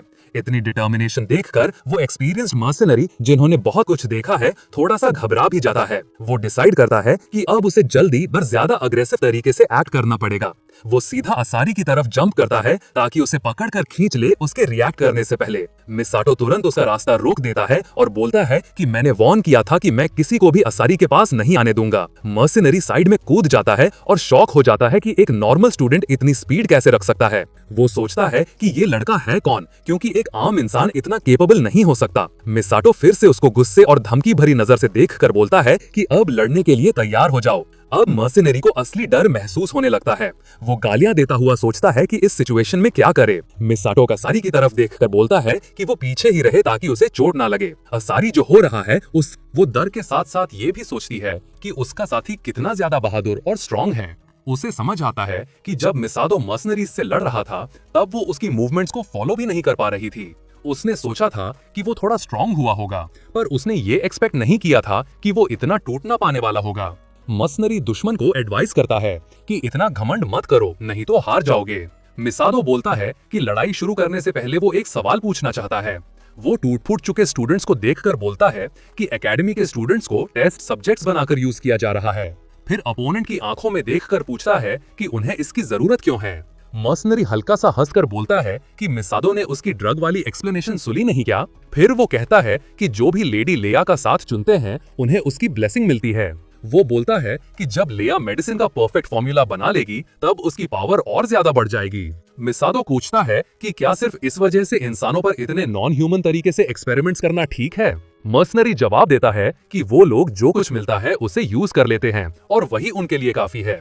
हंसकर बोलता है कि उसे इसमें कुछ गलत नहीं लगता क्योंकि लोग इसी तरह अपना मीनिंग ढूंढते हैं। वो सच्चे मन से बोलता है कि उसके लिए ये ऑनर है कि ऐसे लोग उनके एक्सपेरिमेंट का हिस्सा बनते हैं। मिसाटो को असारी की बात याद आती है जिसमें उसने बताया था कि उसकी माँ बहुत बीमार है और ट्रीटमेंट बहुत महंगा है। ये सोचकर कि ऐसी दयालु लड़की इन गंदे लोगों के हाथ लग सकती थी, मिसाटो अंदर से गुस्से से भर उठता है। उसके आसपास की ऑरा एकदम बदल जाती है और वो अपनी मुट्ठी कस लेता है। मर्सिनरी अपनी बात जारी रखता है और बोलता है कि असारी को भी खुश होना चाहिए क्योंकि अब वो भी उनकी टेस्ट सब्जेक्ट बनने वाली है। मिसाटो यू से चुप रहने को कहता है और उसकी ऑरा आग से भी ज्यादा चमकने लगती है। मर्सिनरी को यकीन नहीं होता कि सिर्फ उसके बोलने से दुश्मन इतना गुस्से में आ गया। वो समझने की कोशिश करता है कि यहाँ क्या हो रहा है। मिसादो पूछता है कि क्या वो समझता भी है कि उसके सामने कौन खड़ा है और उसे एक्यूज करता है कि वो असारी के फीलिंग्स तक नहीं समझ सकता। असारी मिसादो की इतनी सेंसिटिविटी देखकर हैरान रह जाती है। मर्सनरी भी ऐसे शब्दों से शॉक हो जाता है क्योंकि वो कभी असारी को जानता तक नहीं था, पर अब उसे बहुत ज्यादा प्रेशर महसूस होता है। फिर भी वो डिसाइड करता है कि मिसादो को चैलेंज करे ताकि पता चले कि वो कितना स्ट्रांग है। वो कहता है कि आम स्टूडेंट्स को इंटरफेयर नहीं करने देता, पर सच में मिसादो की हिम्मत को एडमायर करता है। तुरंत वो मिसादो को इनवाइट करता है कि वो लेया ज्वाइन करे। बोलता है कि ऐसे प्रॉमिसिंग रिक्रूट्स की हमें बहुत जरूरत है। वो एक डील प्रपोज करता है, मिसादो असारी को उनके हवाले कर दे और बदले में उसे कॉर्पोरेशन में एक हाई रैंक पोजीशन मिल जाएगी।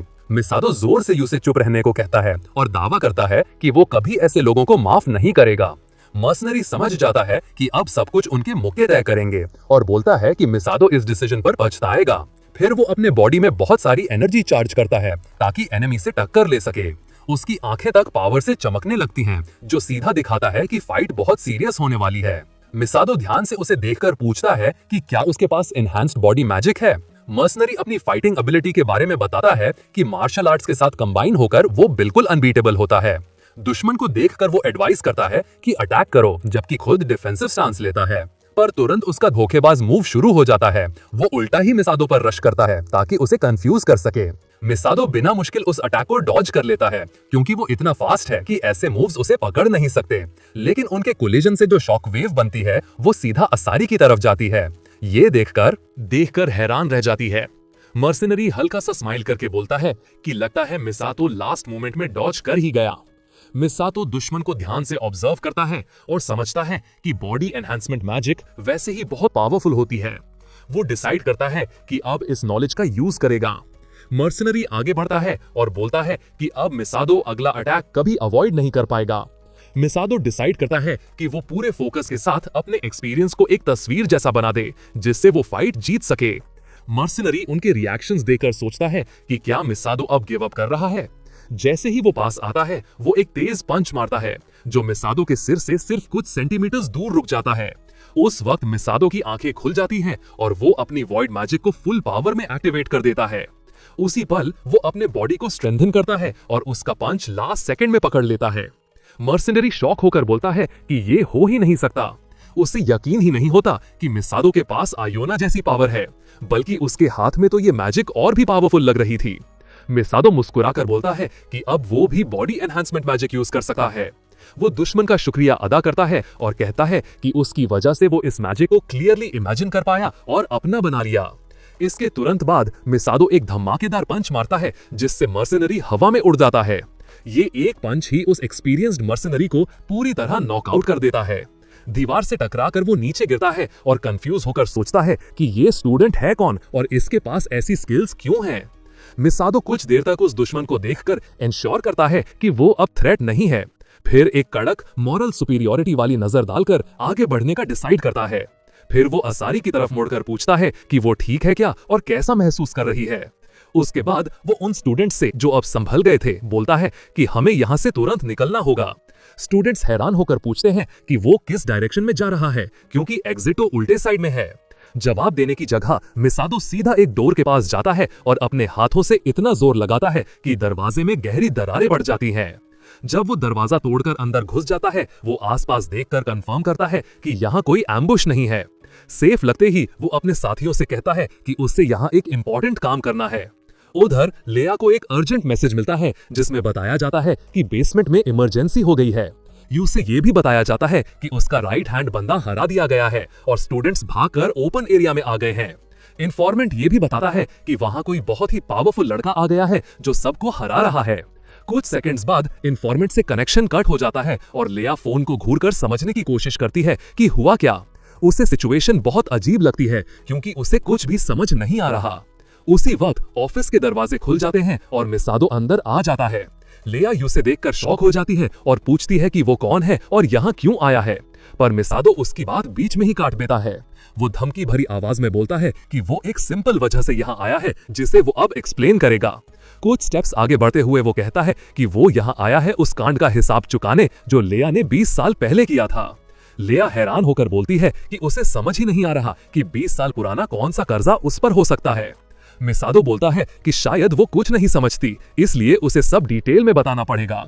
वो कहता है कि 20 साल पहले जब वो SSS रैंक्ड डंजन में आए थे तब सब लोग उन्हें हीरोज कहने लगे।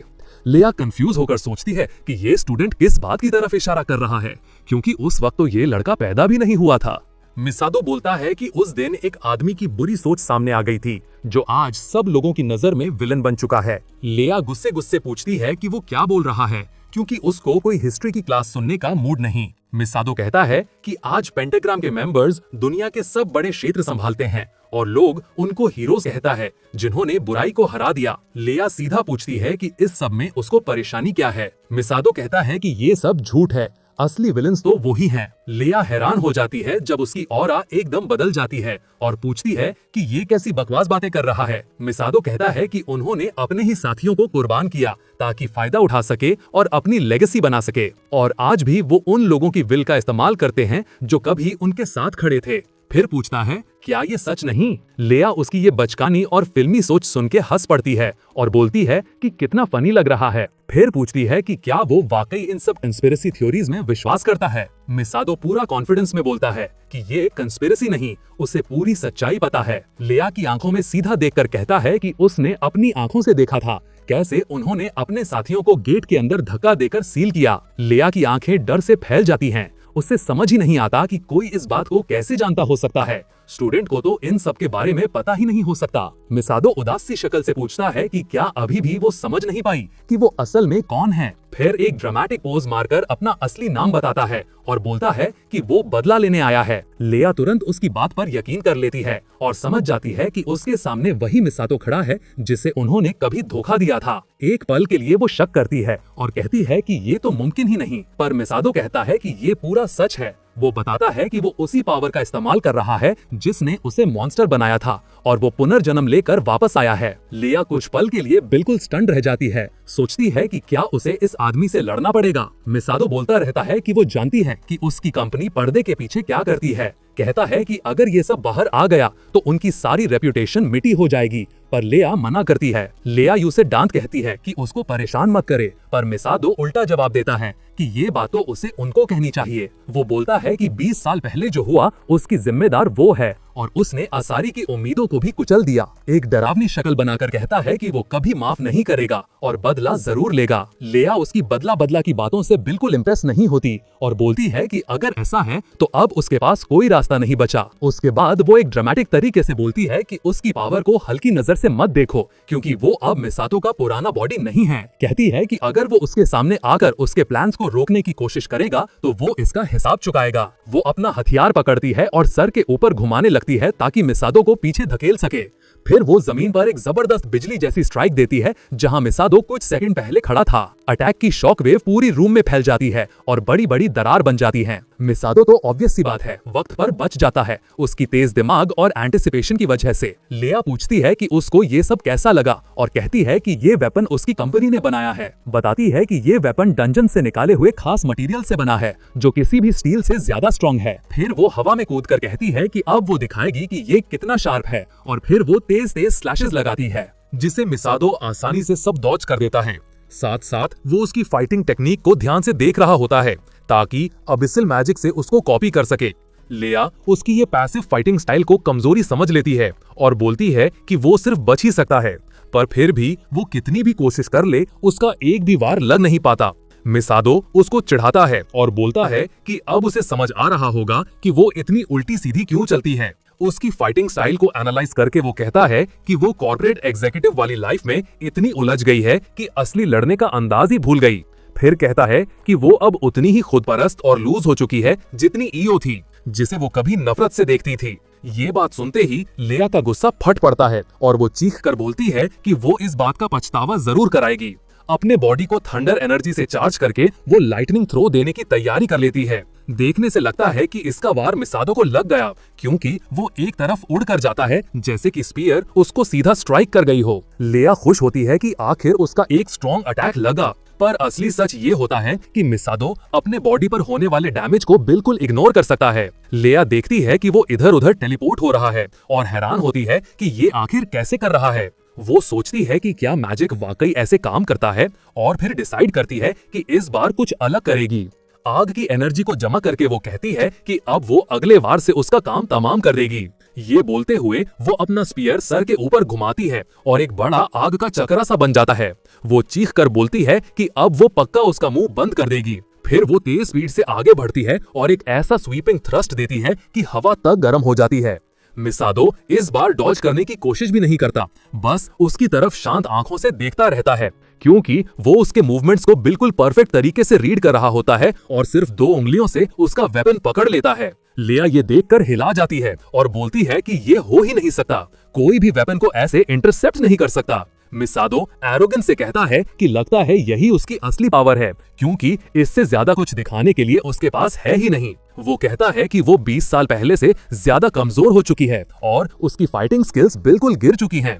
अब लेया समझ जाती है कि सिचुएशन एक्सट्रीम पॉइंट पर आ चुकी है और उसके पास सिर्फ एक ही कार्ड बचा है, उसका ट्रम्प कार्ड। वो मिसादो से दूर भागती है और सीधा अपने डेस्क की तरफ बढ़ती है, जहां एक बहुत इंपॉर्टेंट चीज रखी है। मिसादो हैरानी से देखता है कि वो क्या उठाने वाली है। लेया एक सिरिंज उठा लेती है, जिसमें वो टेस्ट सीरम है जो उसकी मदद कर सकता है। बिना सोचे समझे वो सिरिंज पकड़ के खुद को इंजेक्ट करने की तैयारी कर लेती है। मिसादो उसे रोकता नहीं और लेया पूरी मात्रा अपने बॉडी में डाल देती है। मिसादो ध्यान से देखता है और समझ जाता है कि उसका बॉडी ट्रांसफॉर्म होना शुरू हो गया है। वो पूछता है कि क्या वो सच में जीतने के लिए अपने आप को इतना तोड़ मोड़ दे देगी। उसकी तरफ देख के वो समझ जाता है कि वो अपनी हद से ज्यादा लालच और एम्बिशन की वजह से एक मॉन्स्टर बन रही है। लेया बोलती है कि अब वो उसे कभी नहीं हरा पाएगा। मिसादो पूछता है कि क्या वो सोचती है कि सिर्फ इस ड्रग से वो उसे इतनी आसानी से हरा देगी। लेया फिर कहती है कि उसकी पावर को कम मत समझो, इस ड्रग पर उसने बहुत वक्त और पैसा लगाया है।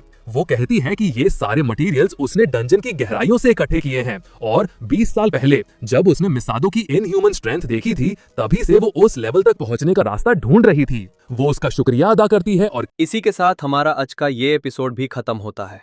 अब मिलेंगे नेक्स्ट एपिसोड में। तब तक के लिए बाय बाय और टेक केयर।